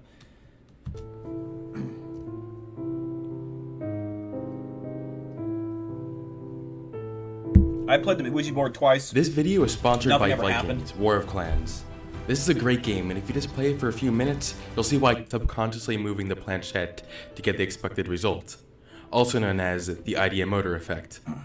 I've gone more into detail with the ideomotor effect in a previous video I made a while ago about Ouija boards. I don't think demons lie. Many people that use Ouija boards will encounter a spirit that causes extreme uneasiness and depression. I don't think it This cares. is sometimes followed by dark shadow movements around the board, and finally, the planchette spelling out the name of a very well-known entity, Zozo. Communication with this spirit, as well as the events that follow, are known as the Zozo phenomenon. Zozo isn't a recently known entity. It's been around for a while. The first reported appearance of Zozo was mentioned in a book written in 1818 called Dictionnaire Infernal, which translates to Infernal Dictionary. It was a book about demonology that divided demons into hierarchies, along with providing illustrations of them. In this book, the author describes an unnamed... This guy right here is fucking straight... Where's my mouse? This guy's straight vibing. Look at him. He's riding a fucking donkey. What a legend. Girl in 1816 who was the victim of a very extreme demonic possession. During the possession, she became the vessel for several demons, one of which was Zozo. Zozo has been known to be contacted through several means, such as pendulums and EVPs, but he's most commonly contacted through the use of a Ouija board. I mentioned some signs of contacting Zozo earlier, but other signs of contacting him include rapid figure 8 movements on the planchette, and the planchette spelling out other names, which include Zaza, Mama, Oz, or Abacus. Since Zozo is typically seen as evil, there are precautions given to people who do contact him. This includes closing the Ouija session as soon as possible, smudging the board with sage, and of course, it is advised to not say his name. Some people even go as far as getting rid of the board entirely. Do I watch anime? I do not. There are many stories online of people sharing their alleged encounters with Zozo. One of these stories was shared by someone named April on YourGhostStories.com. April had recently moved in with her sister, and they wanted to celebrate by having some friends over. Just for fun, they decided to use a Ouija board to see what would happen. They placed the Ouija board on the table, put their hands on the planchette, and asked if anyone was there. The board replied yes, so they asked the spirit what its name was. It replied by moving the planchette back and forth from Z to O repeatedly. They asked what it wanted, and it replied, her. After they asked what it meant, it spelled out the name of one of April's friends, then went back to spelling Zozo repeatedly again. One of April's friends got frustrated at this point, and decided to provoke the spirit by swearing at it. After that, things began to go downhill. The planchette began to heat up underneath their fingers, and the spirit began to spell out Mama on the board. They felt like there was another presence in the room with them, and things didn't feel right. April was filled with feelings of hatred and anger, and then started laughing and crying at the same time. The group decided that was enough and ended the session.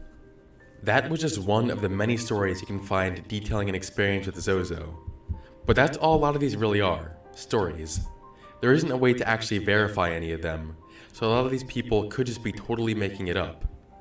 There are also a countless number of videos on YouTube of people contacting Zozo, but these can be just as questionable. A paranormal researcher named Darren Evans owns a blog at zozotheouijaspirit.blogspot.com, where he discusses all of the information he has gathered about Zozo.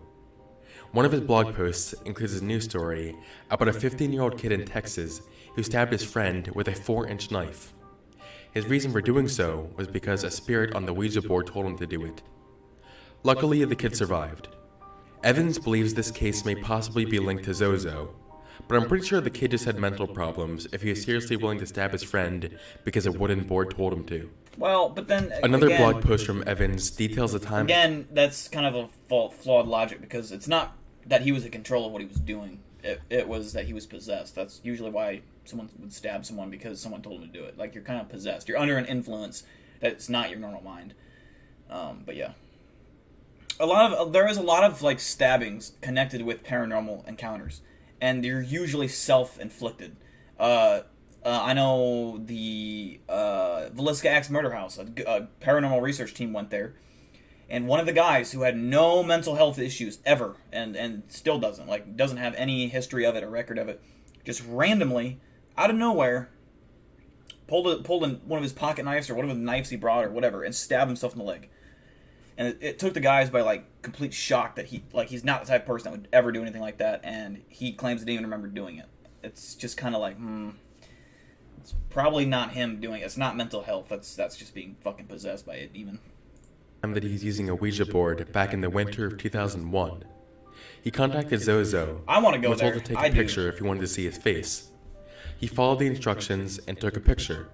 And this is what he saw. It appears to be the face of something.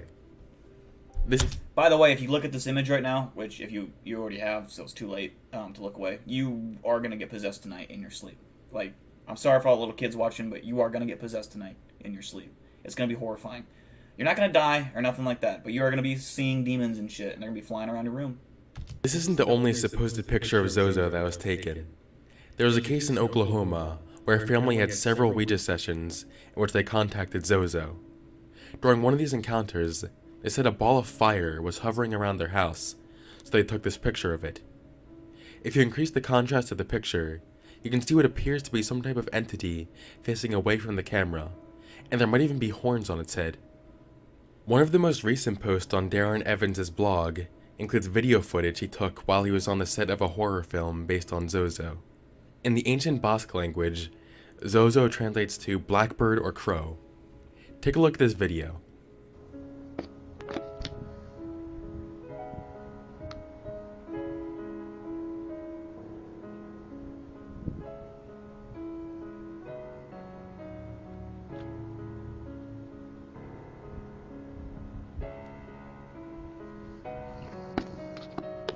Evan says he was recording the crow because it was taunting him, whatever that's supposed to mean.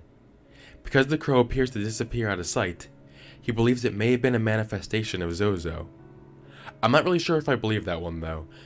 I mean, there were a lot of branches in the way here, and you can see the bird go behind one of the branches before supposedly disappearing. So, I'm sure we just lost sight of it after it flew behind a branch. All of this just scratches the surface of the Zozo entity. Evans' blog is full of much more information about Zozo, ranging from stories to Zozo numerology.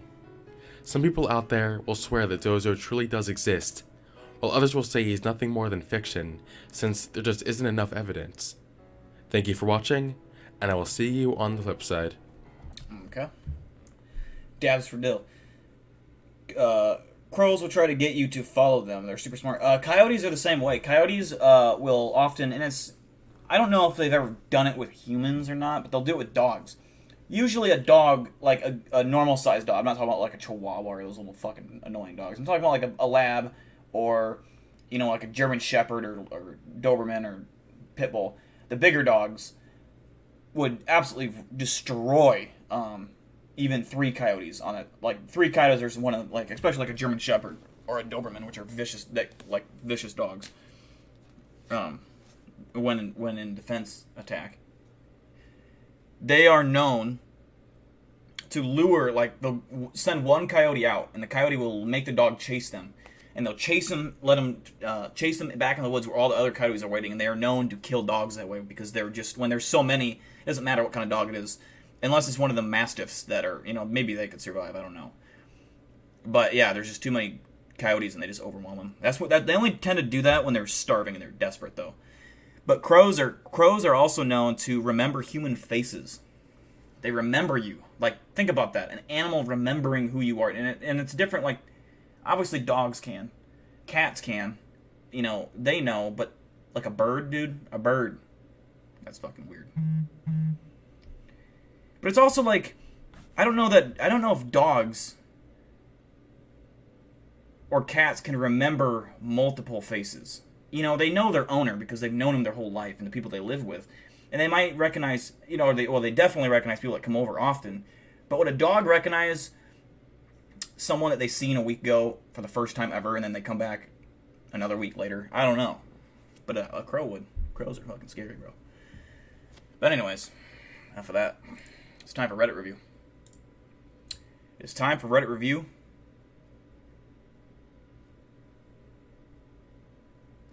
Okay, we already got a weird one to start with, new. We're going to start from the bottom and work our way up. How about that?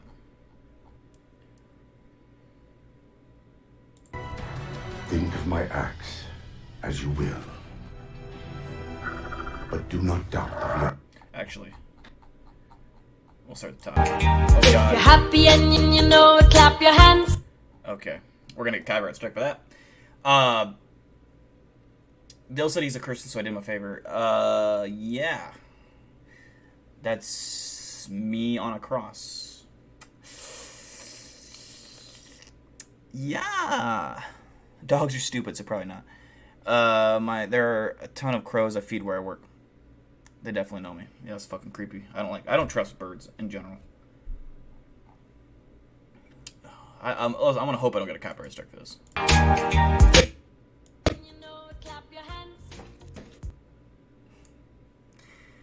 Oh God.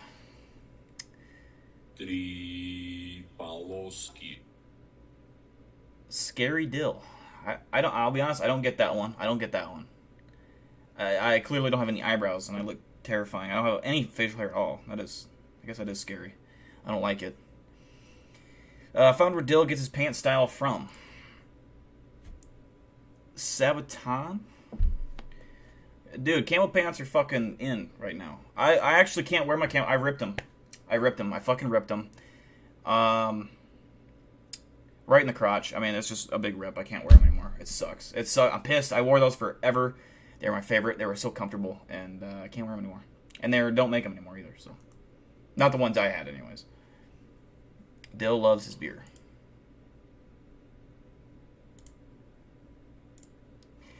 The thing I thought that was funny about this, Nick, when you asked me, this is actually a picture I sent. It would have been easier just to Google what do you call it? The image of the Steel Reserve can that's already cut out for you, so you don't even have to Photoshop it at all.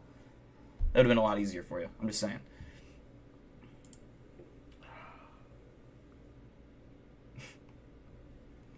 These weird. You in this whatever this app is. This one freaks me out a little bit. This one looks like Ethan Klein. I don't like this one. I look like I have gray hair. I don't know.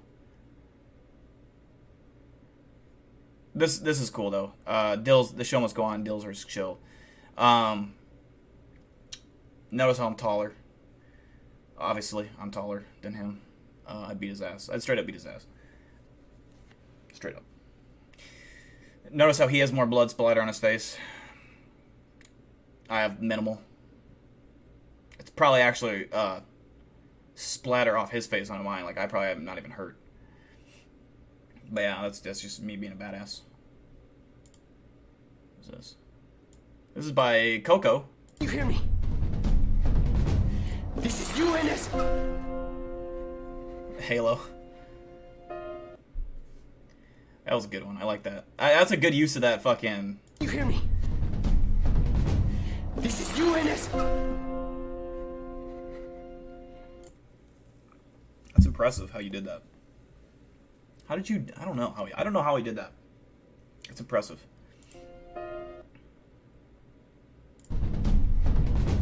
This is you, Ennis.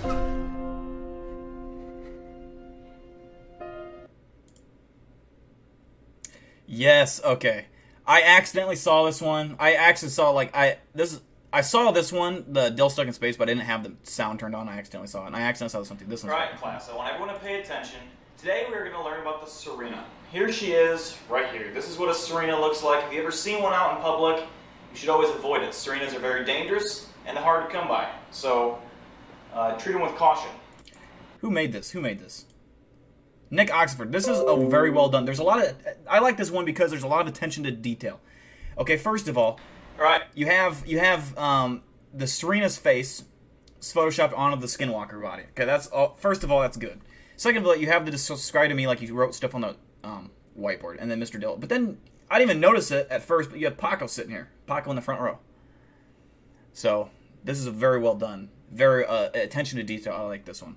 But it's true. If you see a wild Serena out in the woods, just kick it. I mean, that's why. That's so mean. I'm sorry, Serena. But avoid them. Don't ever go near a Serena.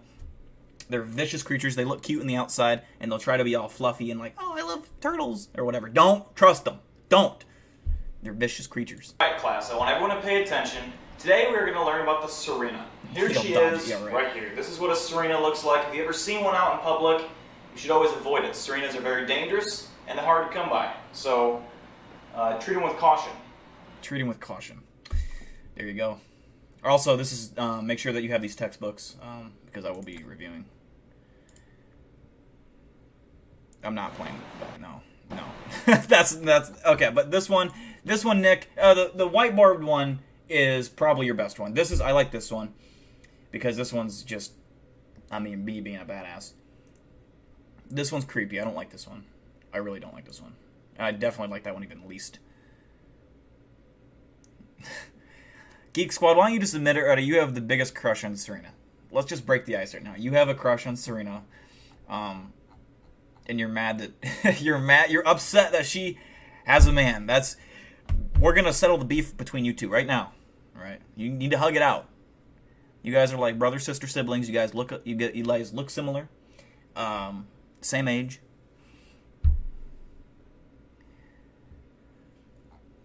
But that was the Reddit review. Now, we're not ending the stream. We're going to talk. What was I going to say? What the fuck was I going to say? I forgot. I fucking hate when I do that shit. Oh my god.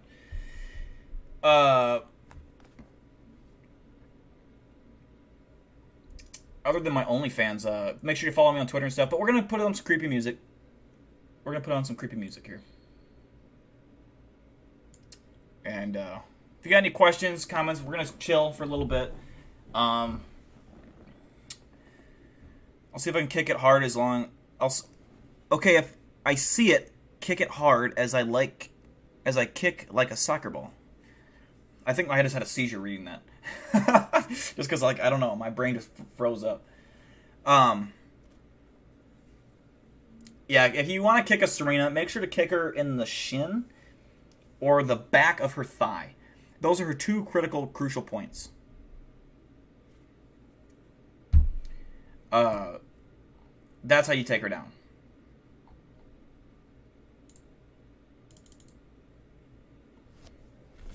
Let me see. Royalty free.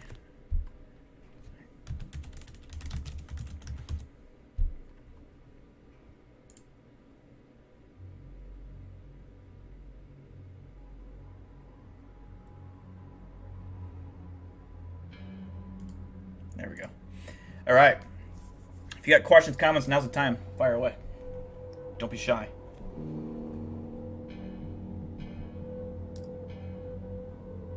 For all you know, I could be driving on my way to work tomorrow, and a water buffalo comes out on the road. I swerve. I go into the ditch. I get ejected through my windshield. And a tree branch goes through my leg. I'm in the middle of nowhere. A sudden fog rolls over. I'm limping, trying to find the nearest town, but I can no longer find the road. I'm disoriented. I ended up getting lost in the woods. A rabid pack of bunny rabbits, who are rabid, foaming at the mouth, are in a pack behind me just staring at me. I try limping away, running, but the pack of rabbits are just too powerful and strong. They kill me. And you're going to sit there and remember the time that you almost asked me a question, but you never got to. Am I still growing out my hair? I'm so close to getting it cut. I'm pretty sure next week I'm going to get a haircut. I'm thinking about what I want to do. You have to let me know. My hair's long enough to the point I can put it in a ponytail. Look at this. Can you see?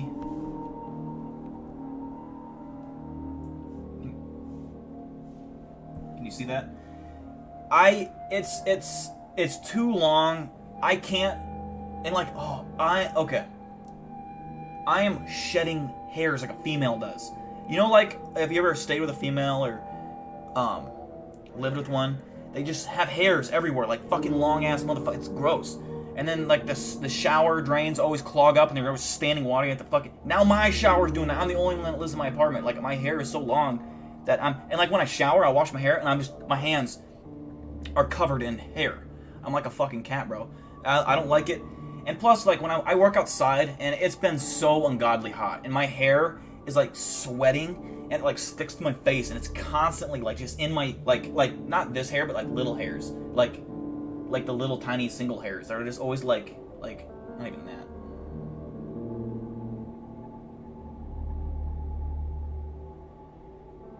Like hairs like this, and they're just always like in my fucking face, and oh, it pisses me off. So what I'm thinking about doing is shaving the sides, like from my whatever you call that line, and getting all that shaved, like I usually do, and then getting enough of it cut, like just getting the ponytail cut off. That's what I'm thinking about doing. I should buzz it. No, I'd look like a crackhead if I buzz my hair. I would look like a crackhead. Can you imagine me with my someone needs Nick Oxenford. You need to put a bald head on my face.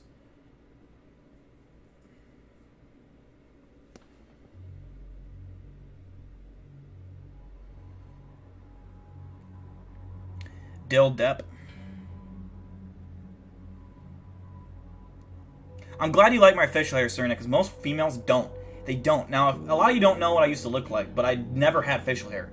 And, like, especially with my female friends that I've been friends with a long time, they thought I looked way better looking without facial hair. They hate my facial hair. I love it. I'll never shave it. I will never shave my facial hair. I look like a 12-year-old. I look stupid as fuck. My hair used to be like the spike. I don't know what you call it. Like I spiked the front of it up, and that used to be my like hairdo. And at the time it was in, but now it's stupid. But yeah, like,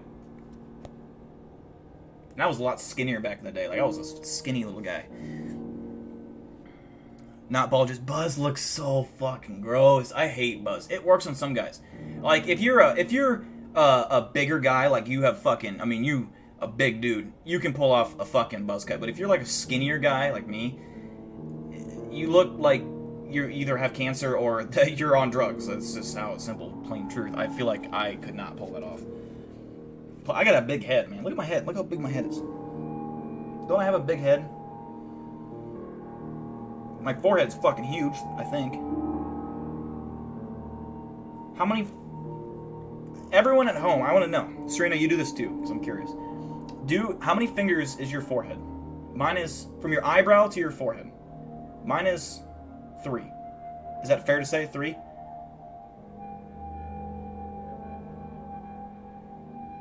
Is 3 big? Maybe 4 is big. I don't know. Shave my armpit.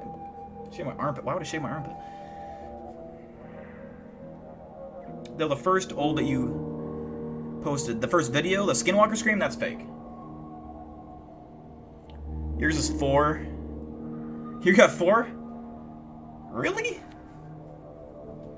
You have 4? Oh, it's probably because you have tiny little ass fingers. I got man hands. You got female hands. I have to. Are you with Luke or Lava? You should have him have Lava do your forehead, because your fingers don't count. You got little girly hands. 4?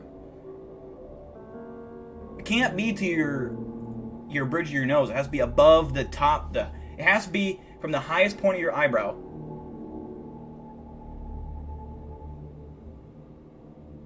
3.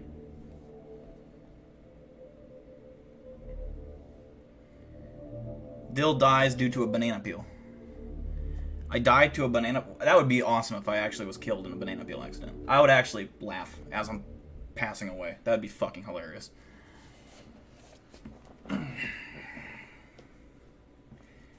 I had tons of dreams growing up. I already said this. I have a feeling like I do not grow old. I've always said this. I've had so many dreams of me dying young that I don't believe I will live like too much longer. It's gonna be, I'm gonna die in either a car accident, because I drive, like I'm a pretty good driver, but I'm just gonna kill in some stupid way. Like I'm gonna die in the dumbest fucking way. I already fucking know it. Or some embarrassing like testicular cancer. Like, I mean, not that it's embarrassing, but it's like, why that cancer? I don't want testicular cancer. But it's just gonna be some dumb shit that I die of. I'm just saying. That's just, or like a banana peel. It's gonna be that.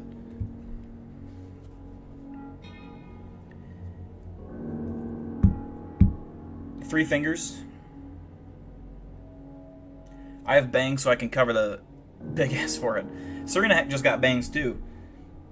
I didn't think Serena's forehead was that big. Let me look at your Twitter, Serena. Wrong Twitter.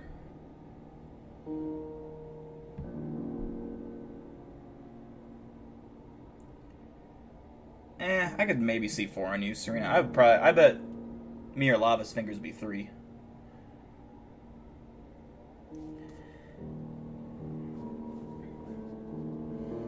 I don't know. I guess my forehead is not that big. It kind of looks like it is, though. The other thing I was thinking about doing, Serena, is doing a mullet. I so badly want to try out a mullet. I feel like this is my only chance to do it. So I'm on the fence of either mullet or shaving the sides. I think what I'm gonna do is I'm gonna try out a mullet. I'm just gonna see how it does. I just need to. I don't know if I can do it. I don't know how mullets work. If I have like this, I have the right hair type. Like, you know how there's different blood types. I don't know if there's hair types. Like, I have A- hair or something. Like, I don't know if that's a thing. I don't know. I'll find out when I go to the barber person. Do a mullet. Okay, I'll do a mullet. I swear to God, I'll do a mullet. I'm not even kidding. Is my hair long enough to do a mullet? I don't know. I don't know how mullets work. I don't even know how you do them. Do you have to curl? Do mullets have to be curled? Do I have to curl my hair? If I have to curl my hair every morning, I ain't doing a mullet.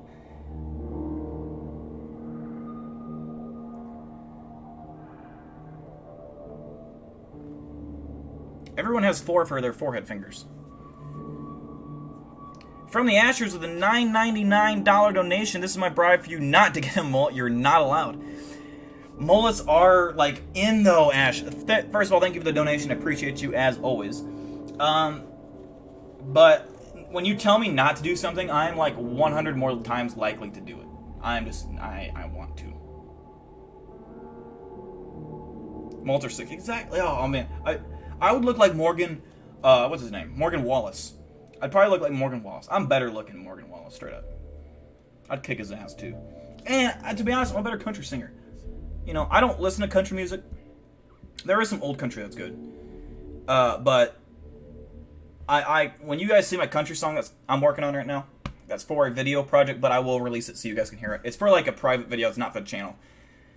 It's for my buddy that's deployed. It's for, like, a parody thing. But anyways, I'll show you guys the song when it's done. You'll see why. I'm fucking hot. I'll be wearing, like, fucking blue jeans, tight blue jeans, or whatever the cowboys wear with the fucking cowboy hat. My nice, tight, flannel. You guys are gonna like it.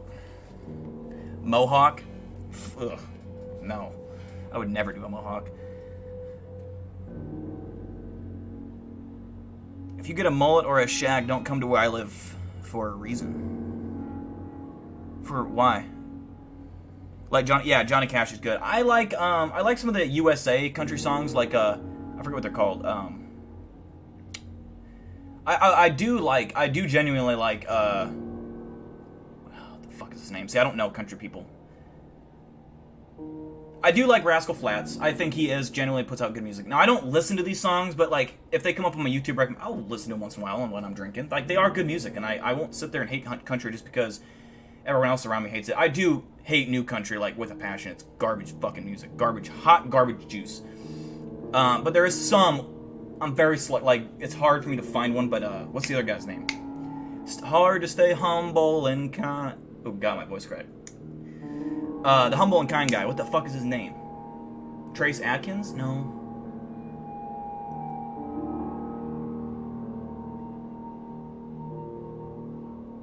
What the fuck is that guy's name?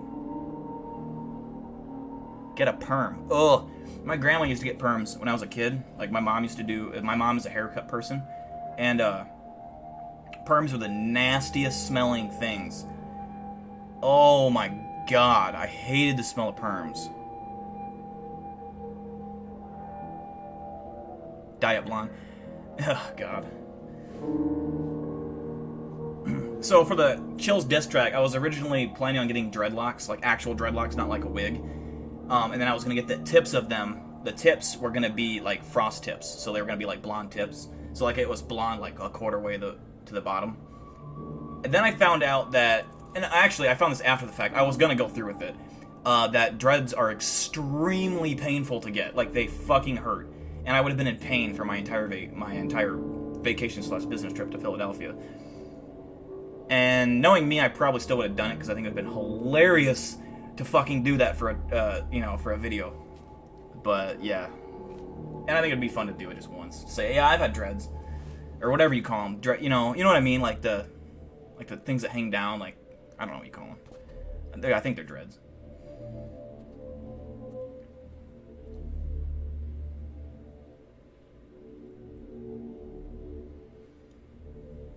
Charlie Daniels?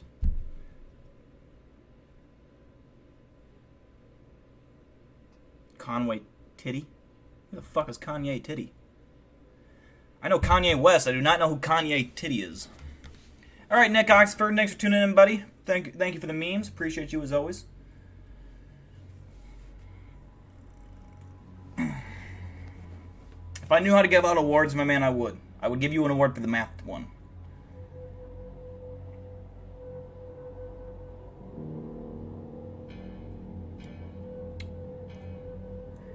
If you shave your beard and mustache, you will look beautiful and gorgeous. I will look like a 14-year-old boy. I would look ugly as fuck. Ugly as fuck.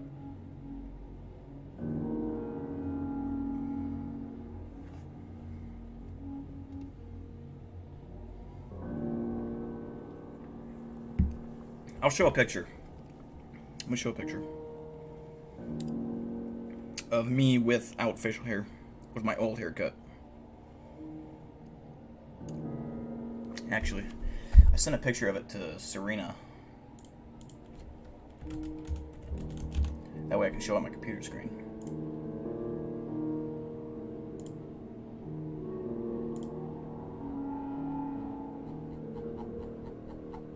Oh no, it was on Instagram. Oh, maybe it was on Instagram.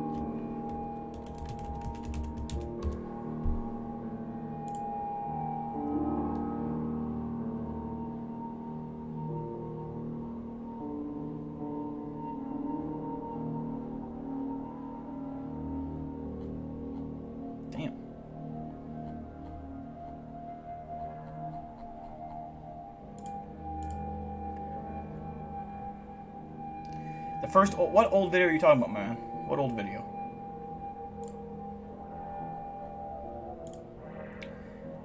Yeah, so this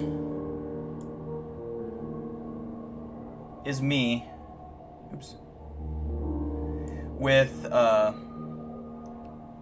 no facial hair. Okay, this is kind of like a bad example because that's obviously fake. But that's my hairdo. That's my hairdo. That's not a real cigarette. I'd never smoke. But yeah. And this is my rat picture. That's me and my rat. That's Bensdale, Washington. His name's Bensdale. He was pretty lit. He passed away after he got stuck in a combine blade.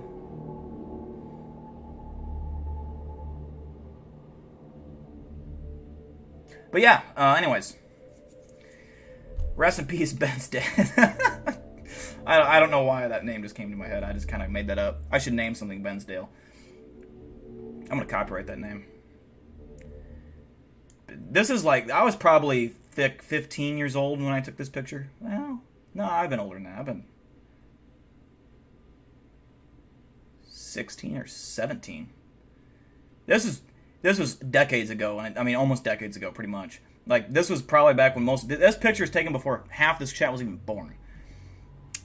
This is what I looked like when I was young, and it's a nice picture. Look how like innocent I look in my face. And now look at me. I'm a sad, sad creature.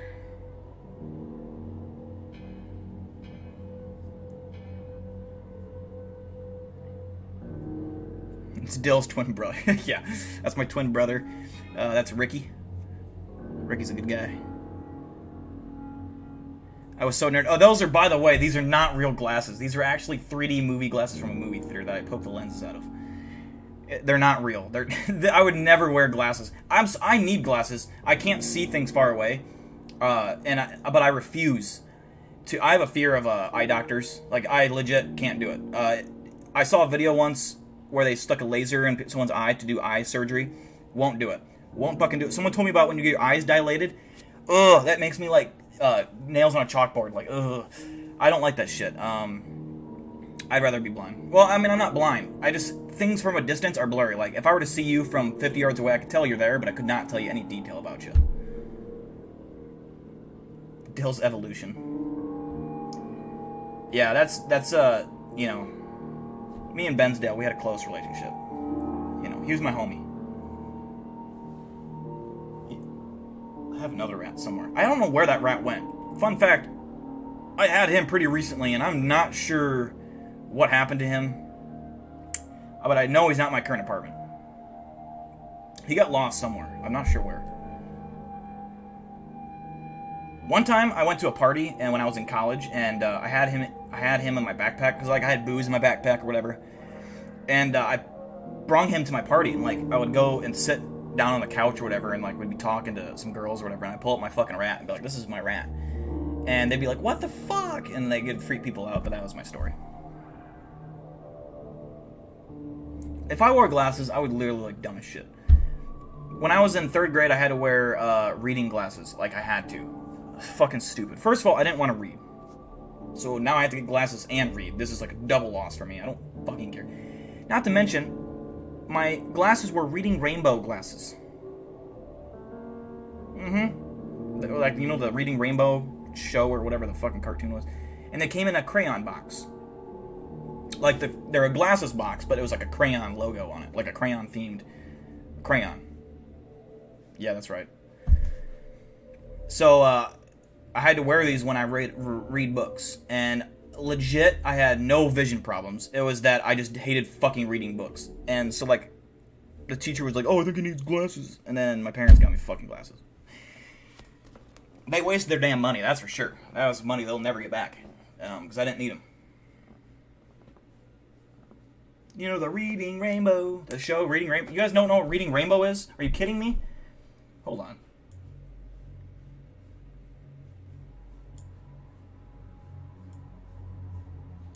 Reading Rainbow.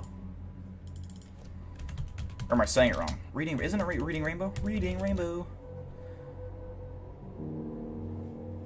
Yeah, this song right here. I can't play much of it, but... Butterfly in the sky, I can go twice as high. Take a look, it's in a book, a reading rainbow. You don't remember this shit as a kid? Most of you don't, because you're too young. Like, I know a lot of you in chat are like 15. If you're not over 20 years old, you probably don't remember this. I'd be surprised if any of you watched Reading Rainbow. But this is what 90s kids listen to.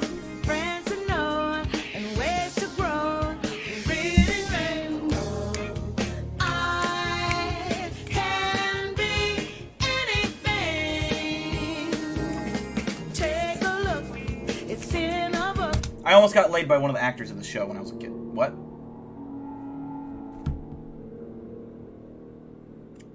Mom? Anyways, that's enough of that.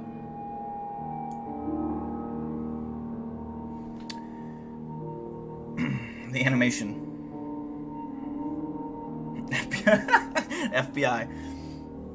You remember that, Serena? Yeah, you should remember it. You're old enough. Serena's like a little baby, but she is 20, 21, 20. I'd say if you are 1990, even 2000 baby, you probably remember that. Shut up.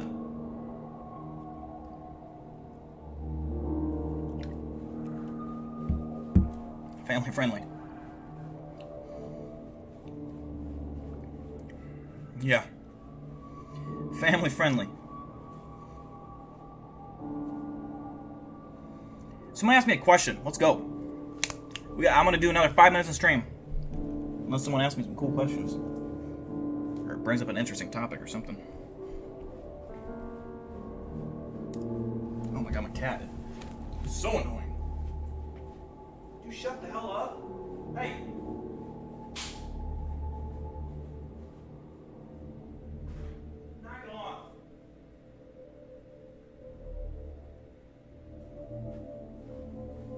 My cats literally paw at their litter for like literally 20 minutes, and it's so annoying. Like, they're clean freaks. Like, they like wipe their paws off and just keep pawing at shit. It's like, shut up. I would show her a kid, but she was just in the litter box. I don't want to pick her up. Her paws are gross.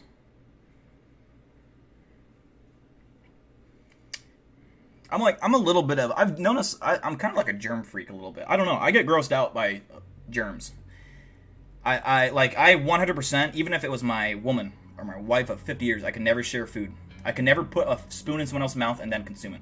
No circumstances could I ever do that. Couldn't do it. Can't share drinks. I would get grossed out if someone drank out of a water bottle and I drank out of... Nope. Couldn't do it. It's usually the germ part is only when I'm eating or something or drinking.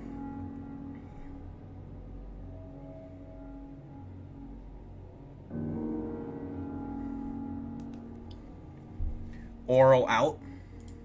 Oral. Or like a three-way oral? I don't know. I've never tried it. Nah. If it's me and another girl on another... I could do that. Yeah, it's easy. I could do that. Because it's like making out with them. Anyways. That doesn't gross me out. Because it's, you know... I'm talking about... It's only when I am eating or drinking. But I'm also just not a big fan of kissing either. I'm not the biggest fan. I'll do it, but I'm not... I'm a good kisser. I'm just saying. I've been told that. But it is kind of gross. It is. Unless the chick is like super hot, and then it's like I can be fine. But it's not a... It's not like a crazy thing I'm about.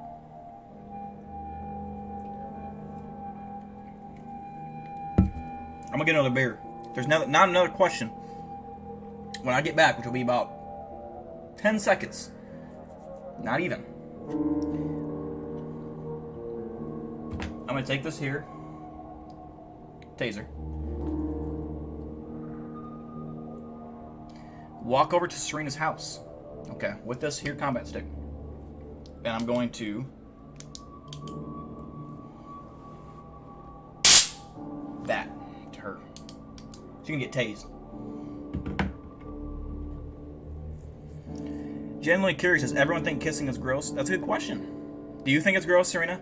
Like, to an extent. Obviously, it's not like, ew, kissing is nasty. But, it's like... I don't know how to explain. I wouldn't say it's, like, super gross. It kind of is, like, low-key gross, though. But, like, I don't know. Like, if you're really... I don't know. Like, even when I... Like, I think giving a peck... Like, a quick kiss is totally fine. That's not gross. But, like, making out, I'm saying, is gross. And to an extent. Peggy kisser. I don't know what that means, but... it's not... No, it's not about even hygiene. It's not even about that. Because, yeah, obviously that's disgusting if your breath smells like fucking tartar sauce. But I'm saying it's just the act of, like, spit swapping. That... It depends... If your tongue... goes into my... I'm backing out. Straight up. I do not like that. I do not like your tongue fighting my... No. Gross. Fuck off. Won't do it. Will not do it. Nope. Don't... I don't... It's all lips for me. I don't do the whole tongue thing. That's fucking fucked up. Don't ever do that to me.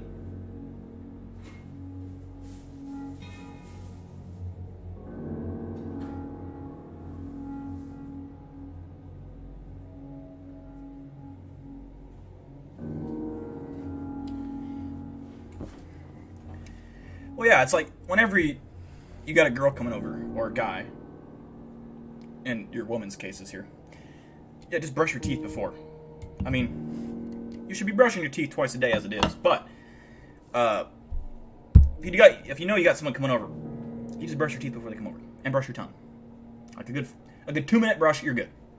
Simple as that, that's all you gotta do. Kissing strangers and you got coronavirus.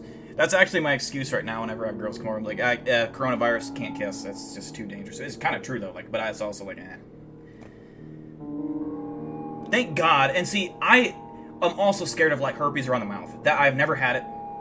Never had anything. But that would be horrifying. That would be utterly devastating to me. I would probably kill myself straight up. I mean, I shouldn't say that. But, I mean, that would be, like, gross. Ugh.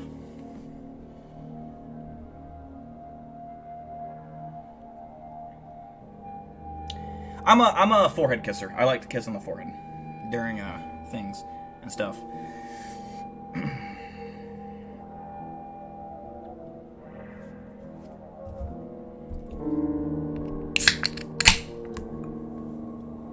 But women and guys are a lot different. I feel like I'm probably a lone wolf on this more than others on this topic, but I'm cool with that. I don't care.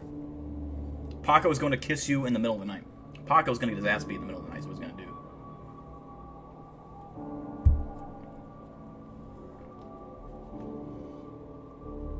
Kiss my neck. I kissing the neck is okay, as long as you're not the kind of girl that's gonna give a guy a hickey. Don't or a guy giving a girl. That's just not it, man. Don't. Hickeys are gross. They look stupid as fuck. I would get I've had them like a few times where like I was drunk and I just wasn't conscious that it was happening, and then I woke up. I was pissed. Oh, I was so pissed. I was so mad. See, girls can cover them up with makeup. Guys can't. It looks so bad. I don't like the ear thing though. Don't eat my ears. Ugh.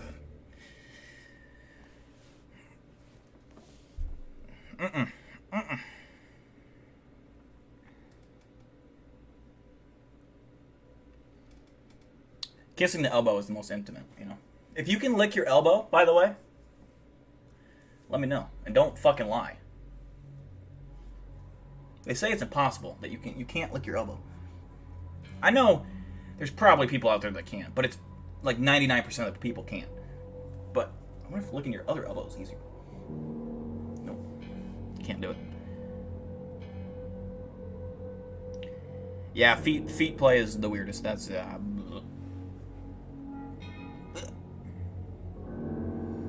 we only got the loyal 10 in here. This is where it's our safe space to talk about these things. Everyone else is going to bed. All the kids. Kiss my kitty. I will give my kitty. I'll give her kisses on the forehead, not her mouth. She eats niblets. Ugh, I don't want to have that on my mouth. She has cheek kisses and forehead kisses a lot, more than she would like. Yeah, Tessa. She was a cuddly little thing today. She was cuddling like crazy. I took a lot of naps today. I was really bored, so I just took a lot of naps. And she was cuddling with me the whole day, pretty much.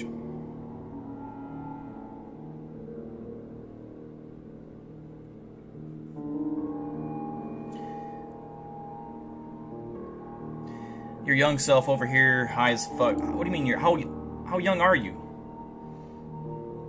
Had a girl ask you out in school or outside? Okay, hold on. At Big Dill, had a girl asked you out in school or outside of school? Are you asking me if a girl has asked me out? Like, ask me out, like, as in going out to, like, date? I know that's what, like, in middle school, it's like, you want to go out? Like, that's, AKA means you want to date, which is weird to say. You want to go out? I don't ever understand that. Going out is like going out for a dinner date or something, but, no, I've never had a girl ask me. No. What?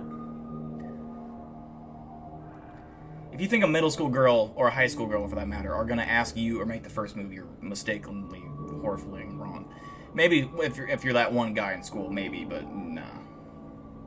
Girls don't do that shit. When they get older in college, yeah, they might. But other than that, don't get your hopes up for that happening. Don't even waste your time in high school chicks, dude. That's my advice. Don't even waste it. It's worthless. I mean, you can get experience from them, but that's about it. Sometimes people do meet their wife or husband in high school, which is cool, whatever. But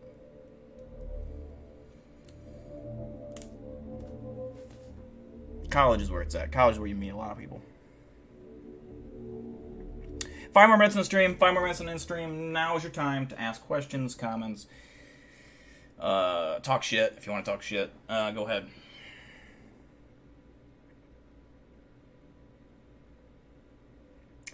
I got that Reading Rainbow song stuck in my head now. Reading Rainbow. Reading Rainbow. Reading Rainbow.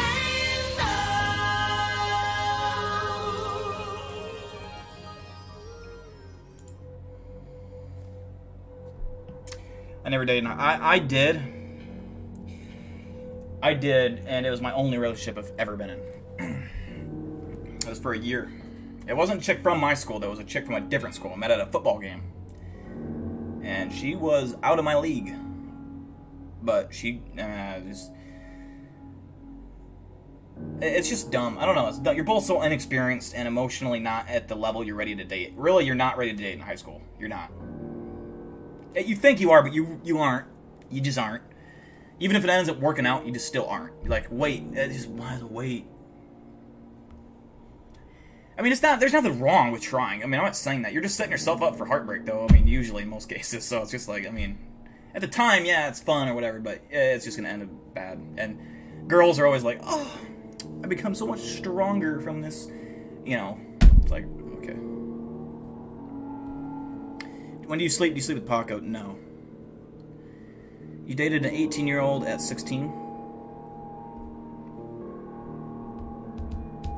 High school is a time to have fun. And trust me from experience, when you have a girlfriend in high school, you are not going to have... Now, it just depends on the girl. Some girls are fun. But usually in high school, it's drama. That's all it is. That's what I'm trying to get at, is... Girls are, at that age, typically centered... Not every woman is the same, but typically they are in the drama department. Like, they are kind of all about drama. And now, mine wasn't as much, but... I don't know how to word it. And I'm not saying drama like they're gossiping, like, you know, in the movies or anything. I'm just saying that they... I don't know. But it's just... It's hard to enjoy anything. I mean, I went to prom with mine my junior year, and my ex-girlfriend who... You know how, like, you have those weird relationships where, like, you date a girl for, like, a week, and it's like, oh, it's your ex. It's not. That's not. They don't count. Well, I dated this chick, and... We had these shirts that we wore that were like glow-in-the-dark shirts, and everyone was signing them, like the everyone at prom. So like this chick I dated for a week, like a year ago, like from that point in time, she signed my shirt in front of my girlfriend. My girlfriend was mad at me, wouldn't talk to me. This is the start of the after prom, and she wouldn't talk to me the rest of the night. And I was just sitting there. And then on top of that, we were drinking this. I think I had a glass of Sprite, and there was like, you know those little decorations on tables that are like little glowy balls, or like they're little clear balls, but they're like squishy. Someone threw that in my drink, and it, like, dissolved, and I drank it. And I got, like, fucking poisoned from that. And, like, a lot of us did get poisoned, because some fucking dude was throwing it in a bunch of drinks. We all drank it. So I was feeling like ass. I mean, I was fucking, not, like, throw up, but I was, like, fucking sick as fuck. And I got a fucking female that's angry as fuck at me, and I'm just like, ugh. It was the worst. So, you know what the next year I did? I went to prom by myself. I had four offers from girls, from females, because I would not ask anyone. I said no to every single one. I went to prom my senior year by myself, and I had fun. It was awesome. I still went with all my friends, and it was great.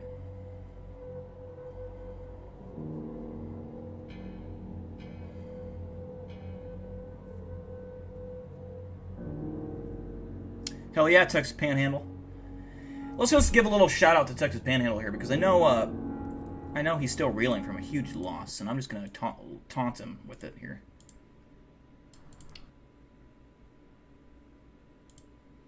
So for those of you who haven't seen this, go on in front. Exactly, Serena.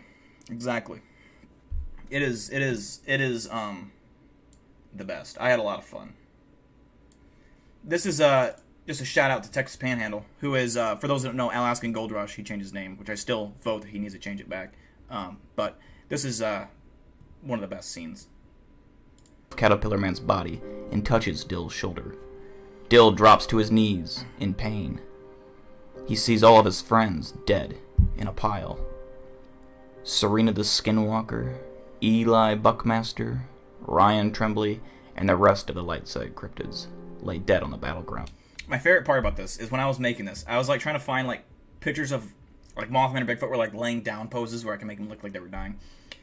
And then like obviously Serena the Skinwalker, or Serena, like I made her, I typed in toddler girl and then photoshopped Serena's face on. That was fucking fun. And then Ryan Tremblay, I did like, even though he is like a skinny guy, he's not fat, but I just did like fat Dorito gamer. This guy.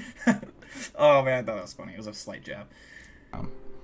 He sees the Thunderbird and the... Oh, Serena, you haven't seen this? Oh, what? I'm half tempted to show you this right now, Serena.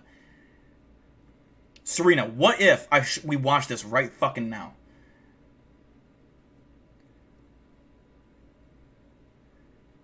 Alright. Okay. Serena, you need to give me... Are you on your phone or your computer right now? Because if you have your computer available, you should watch this on your computer. They're on your phone. It'll be so much better in the computer. You have that new iMac. Oh, we're gonna watch it. We're gonna do it. Serena needs to see this. Oh, I forgot that she hasn't seen it yet. Oh, I've been waiting for Serena to watch this because I made this like half the reason, the motivation behind this was so Serena could see it, and she never even got to see it yet. Okay, let's see. It's only 10-minute video. Actually, it's less than 10 minutes. So this part that I'm skipping is basically the introduction. Serena like explained to people who don't know what the fuck's going on. Okay. Bat Squatch, who is a hybrid as well. It turns into smaller. This is like a scale of how big they are. I gotta find it. Okay, here it is. Oh my god. So that's oh my god. This is the most fun I had editing something. It turned out so fucking good too. Oh yeah, I did send you a part of this. Okay. Oh man, this is so funny. The ending is the best. The ending, it starts out a little slow, but this is fucking good. The massive nest atop a mountain, and watch as a thunderbird lurks above. Dill looks at Serena and says, "Let's go," as they continue to hike closer and closer to the mountain. Serena starts to get an uneasy feeling. "I really hope Lava is alive," she says. Dill looks at her and replies, "He is, and we will find him. I will handle the Thunderbird. You go and find Lava and get him out of here." Serena nods as they continue to hike closer and closer. Oh. The Thunderbird looks down and sees Dill standing at the base of his mountain. He roars. Dill, staring at the Thunderbird, transforms into Bat Squatch, screaming in pain. That's so dumb. He rises from the ground and flies up to the top of the mountain. He engages the Thunderbird in a vicious battle. They fly high above the clouds, punching and clawing each other. The Thunderbird was massive, even bigger than the Bat Squatch, who was about 16 feet tall and shredded with massive claws and teeth. The scene cuts back to Serena as she approaches the nest. She yells for her boyfriend. "Lava! Lava!" She then hears a cry out from somewhere close. "Serena." She walks through the nest and finds an entrance inside the mountain, almost like some kind of long, winding staircase. She walks down the stairs, only lit by torches. She comes down the stairs and enters a dungeon. There, in a cell, she sees him. It's Lava, but only part of him. He is in the dark.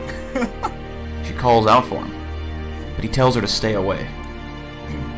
Serena looks closer as Lava steps out into the light. Serena is shocked at what she's seeing. You got no legs. Lava is now a half-bionic man. He's walking around. Who did this? Why did the Thunderbird bring you here? Lava looks at Serena and explains to her that the Thunderbird brought him here to be turned into a weapon. He says once he arrived at the nest, several Fey tribe members came and got him and turned him into a monster. He said they have a big grand plan to win the Cryptid War. Serena asked him what he meant by that. He said he wasn't sure, but he knew the Dark Cryptids had the key to the war. He looked up and just said, "It's Big Dill. He was the key all along." Oh, I had to diss you, I'm sorry. The scene cuts back to Bat Squatch and the Thunderbird fighting. Bat Squatch grabs the Thunderbird by the throat and flies it into the ground as they come sliding to a stop on the forest floor. The Thunderbird grabs Dill with its massive beak and teeth and throws him off itself. It gets up and flaps its wings very hard, blowing trees and shrubs right over him. Bat Squatch sticks his claws into the ground and holds on as the massive winds pass him. The Thunderbird lets up. As it lets out a screech, Bat Squatch jumps up and punches it in the beak, and then slides down its body with its sharp claws. He grabs a leg and throws the Thunderbird. He is starting to overpower the Thunderbird quite easily. The Thunderbird rises into the sky and calls out to something, and then flies away in a hurry. Dill is confused, and then he hears something approaching from behind him. Right? He turns right? around, and there, before him, was the king of the Dark Cryptids, the most powerful entity to ever exist. It was Caterpillar Man. I couldn't find Dill prepares to fight, but Caterpillar Man tells him he is not here to kill him. He is here to warn Dill. Dill looks at him and demands angrily to know what he's talking about. Caterpillar Man says, "Only through me can you achieve a power greater than any cryptid. Learn to know the dark side of Dark Cryptid, and you will be able to save your friends from certain death." Dill looks confused. "What do you mean?" he replies. Caterpillar Man looks away and says that there is a great war coming and many will die, including his friends. The audio cuts. He then looks back at Dill and he tells him that he will show him. A tentacle comes out of Caterpillar Man's body and touches Dill's shoulder. Dill drops to his knees in pain. He sees all of his friends dead in a pile. Serena the Skinwalker, Eli Buckmaster, Ryan Tremblay, and the rest of the Lightside Cryptids lay dead on the battleground. He sees the Thunderbird and the giant Wendigo in the distance, standing above their destruction. Dill snaps back and looks up to Caterpillar Man. He simply replies, "Show me how. Show me how to save them." The scene cuts back to Lava and Serena as they walk down the mountain and onto a nearby road. Serena pulls out her phone and calls Eli. She explains where she is and that Dill has not returned from his battle with the Thunderbird. Eli sends one of his self-driving Teslas to their location. They get in and leave. As they are driving, they take in the brief silence and relaxation. That's my favorite scene. Lava looks over at Serena and asks her if she's okay. Oh. She replies that she's fine, but just wants this war to end. Lava explains that things are only about to get worse. Just then, out of nowhere, a tree falls in front of their car. The Tesla hits the tree, and Serena gets ejected through the windshield and flies onto the pavement. She slowly gets up, dusting herself off and holding her head. Lava asks if she's alright, and she says she's good. They both go over to the tree to investigate what would have made it fall over. They see a precise cut on the tree, literally something not not done by a human. They look at each other and then both turn around, expecting someone behind them. But it was just their friends, Texas Panhandle and Satan. Both of them were given weird nicknames as children, so they just went with it. Serena asked them what they were doing out there, and they just replied that they were on their way to skip rocks at a pond. Just then, an arrow shot right into Satan's skull as he dropped to the ground. They turned around, and they were surrounded by more Fae tribe members and their hounds. They shot another arrow, and it hit Texas Panhandle right in the chest. He dropped to the ground and crawled behind a log, clutching his chest. Serena grew and transformed into her Skinwalker self, which was 20 feet tall. And then she accidentally stepped on the log, causing it to roll backwards and crush Texas Panhandle's body. Serena looks down at Lava and asks if he is ready. He nods up at her, and then they both look ahead as prepare for battle. To be continued.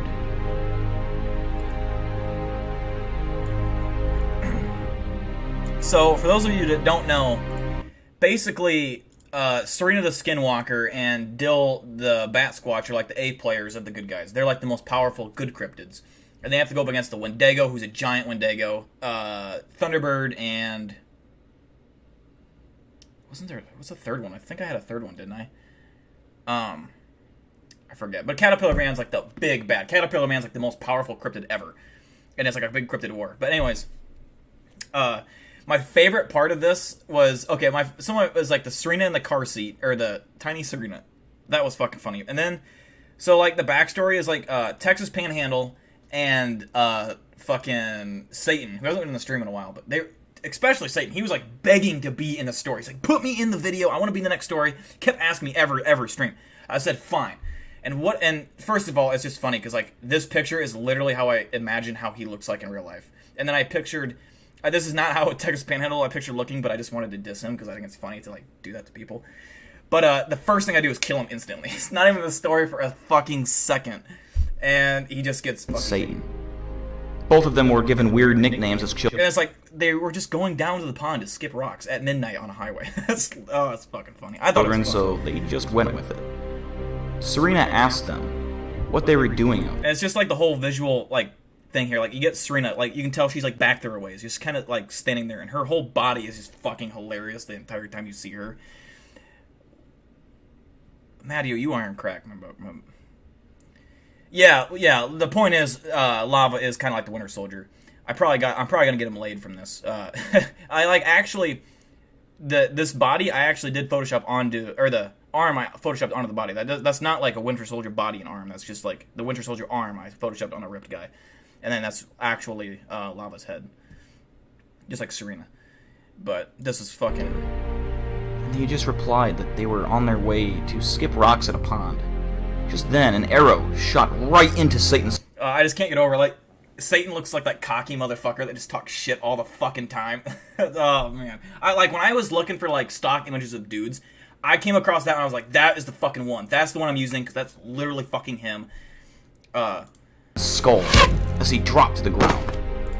But yeah, that I really had fun making that. It didn't do well views. It only got 431 views, so it did pretty terrible. But I don't know if I want to make another one. This took I think 12 hours of editing to do that, because it was just a lot of photoshopping is what it was. And you know, each scene, especially when you're doing scenes that were moving, like this scene right here, I also like it worse just then. And the joke behind this is that Serena in my stories always gets ejected through a car windshield, like multiple times sometimes in the stories, because it's funny to me. Out of nowhere, a tree falls in front of the car. The Tesla hits the tree, and Serena gets ejected through the windshield. But the thing I did is, like, I wrote the story down. Like, I wrote the story out, and then recorded myself narrating it. But what I didn't even think to do is, like, is there a picture of a Tesla hitting a tree? And I was like, fuck. And then luckily I came across this image where there actually was an image of a Tesla hitting a tree. So I lucked out. And it actually looks like it's a highway where the story's at, kind of. So I lucked out there. But,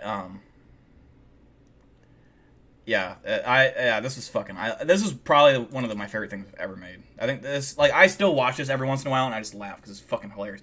It's making fun of Serena just a little bit, because, like, that's just kind of what I do. I mean, I have to make fun of Serena. Do it for the fans. That's why I made this one. I didn't expect this one to blow up, and it didn't. I did this because the stories that we were doing, I genuinely did enjoy them. I really do want to make this into a movie series. I think that would be fucking funny. I obviously don't have the money for that, but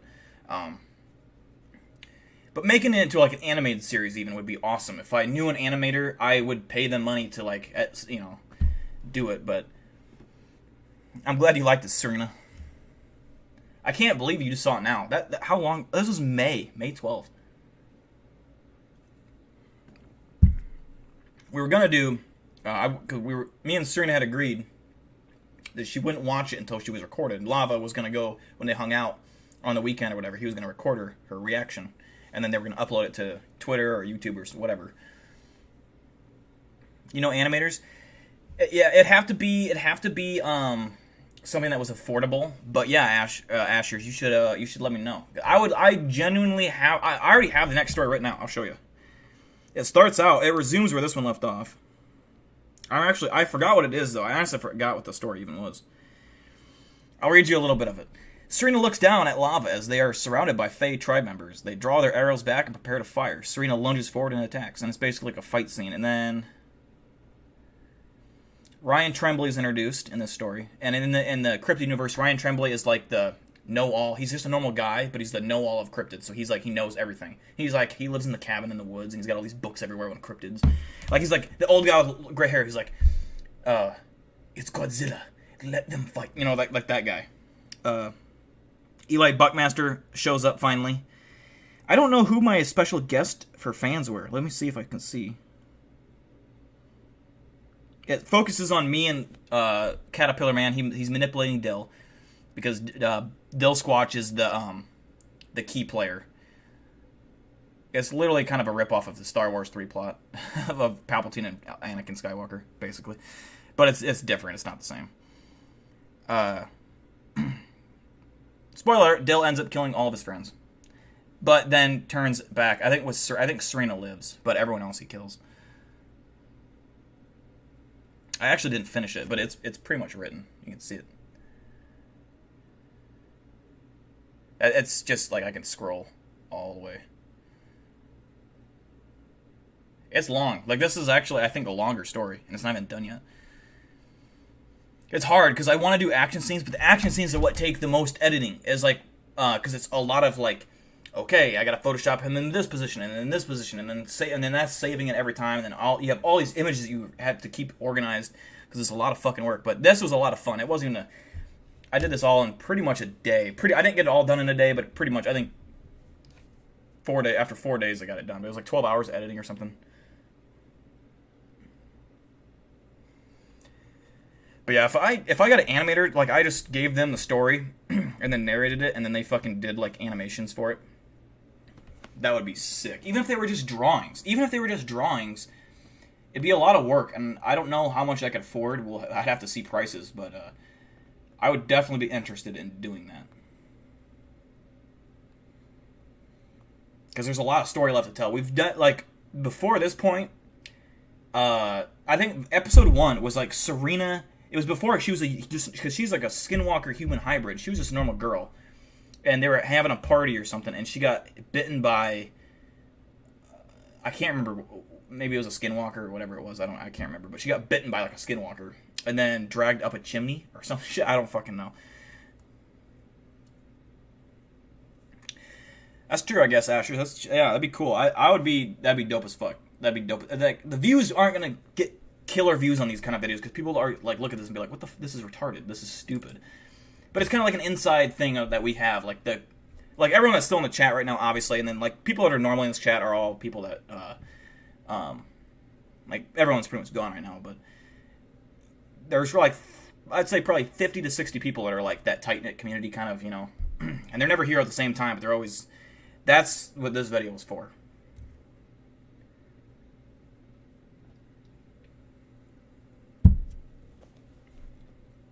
And actually, I did make another video that Serena... Oh, Serena saw this. I don't know if Serena saw this one. Hold on.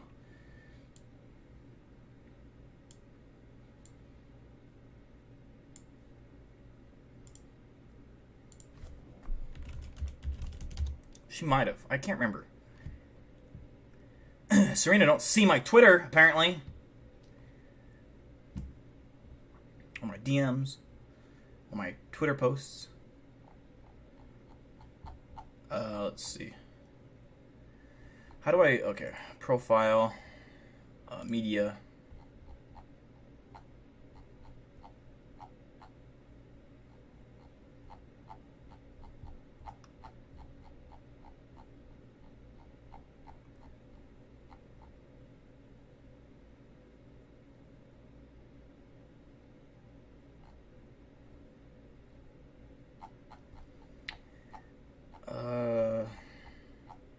I have so many fucking short videos. I'm gonna find it here. I made, like, it was a teaser to the animated, like, it was just a teaser of what was to come. It wasn't like an actual thing I was working on. It was just a quick, like, thing I did in 2 hours.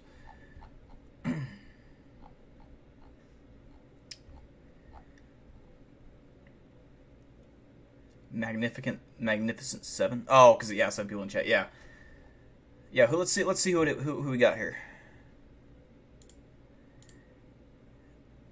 That's weird. It only shows 3 of you: Alaskan Gold Rush, Ashers, and Gold Reaper is the only ones I see. It's weird. I don't know how that works. Oh yeah, it was this. Terrible has happened. Oops.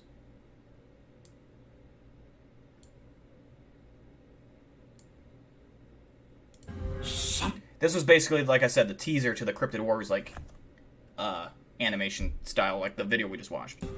Terrible has happened. Like a trailer. Big Dill. Is in pain. Terrible pain. Let her go! Big Dill. Let her go! I have brought peace, freedom, justice, and security to my new empire. Your new empire? Don't make me kill you. I will be the most powerful Dark Cryptid. ever. You were the chosen one! It was said that you would destroy, Dark Cryptid. not join them! Bring balance to the force, not leave it in darkness! For my brother, Big Dill. I loved you!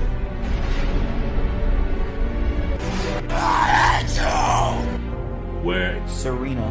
is she safe? Is she all right? It seems in your anger, you killed her.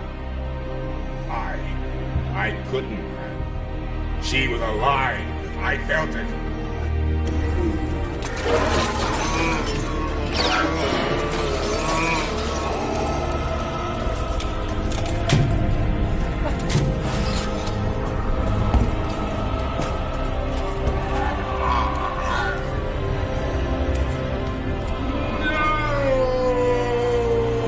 That's basically what happens, or what is to happen yet. It's pretty much a spoiler, but it's a different variation. But yeah, my plot is basically a ripoff of Revenge of the Sith, in a way. It's altered, so it's not a direct copy. But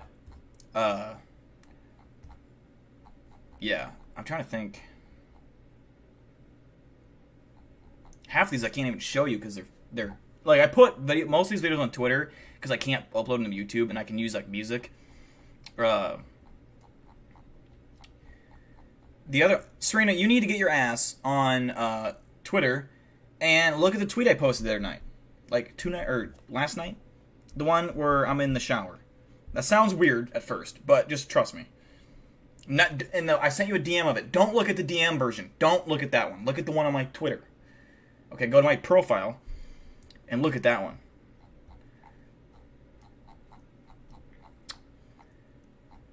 Let's see. This is when I got my first Fortnite win. I documented me winning. It was awesome. Don't mind the bottles of piss in the back. The Newports. Yeah, I don't think I can show you the other video. Fuck. Most of you don't know that I met The Rock Johnson, but I did. That's a picture of us too. Yeah, it's pretty awesome. You probably didn't know how small I was or how big I was. I'm a big dude. I'm like 7 foot, pretty much, almost. I have big shoes on. Anyways, I think we're about ready to end the stream, guys. We only got 11 people in here. It's pretty dead.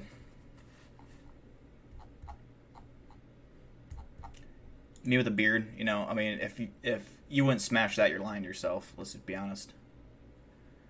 That's just attractive in every way, I feel like. I'm at least a 7, straight up. If I had that, I'm saying. This is the one, Serena. Open for a surprise. Oh, I bet so many people saw this were like, what the fuck? I'm not opening that. It's worth it though.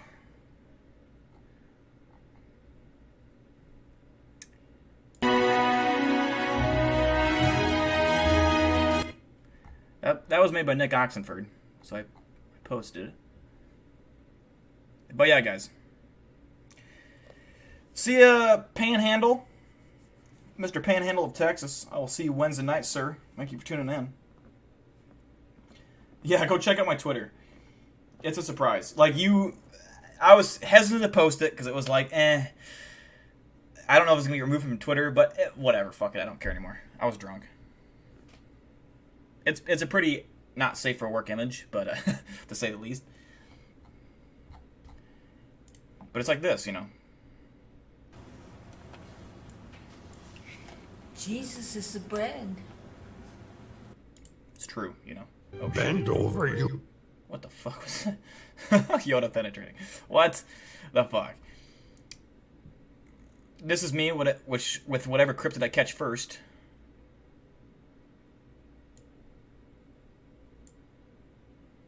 Hit me, hit me, hit me, hit me. You can't. Reach me with that hand. Reach me with that hand. Reach me with that hand. You cannot. Oh, God, I'm having too much fun.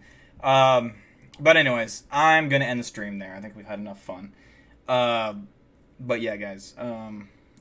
I will see you guys Wednesday. Make sure to follow my Instagram if you want. I do kind of post there a little more often now. My Twitter, follow my Twitter, because I post a lot of shit on Twitter that you will not see on YouTube, because I can't post it on YouTube. So yeah, follow my Twitter. And I'm drunk. I'm going to go probably drink some more beers and do other fun things. What was I going to say? Oh, that Reddit. Don't forget to join the Reddit. We have, like, what are we at? 97 members? Yeah, we're at 97 members on the Reddit. So join the Reddit for sure. But yeah, guys, I'll see you Wednesday night. Take care, wash your booties. Don't get the coronavirus. If you do, don't give it to me, because I will fucking be pissed. But yeah, peace out, guys. Love you.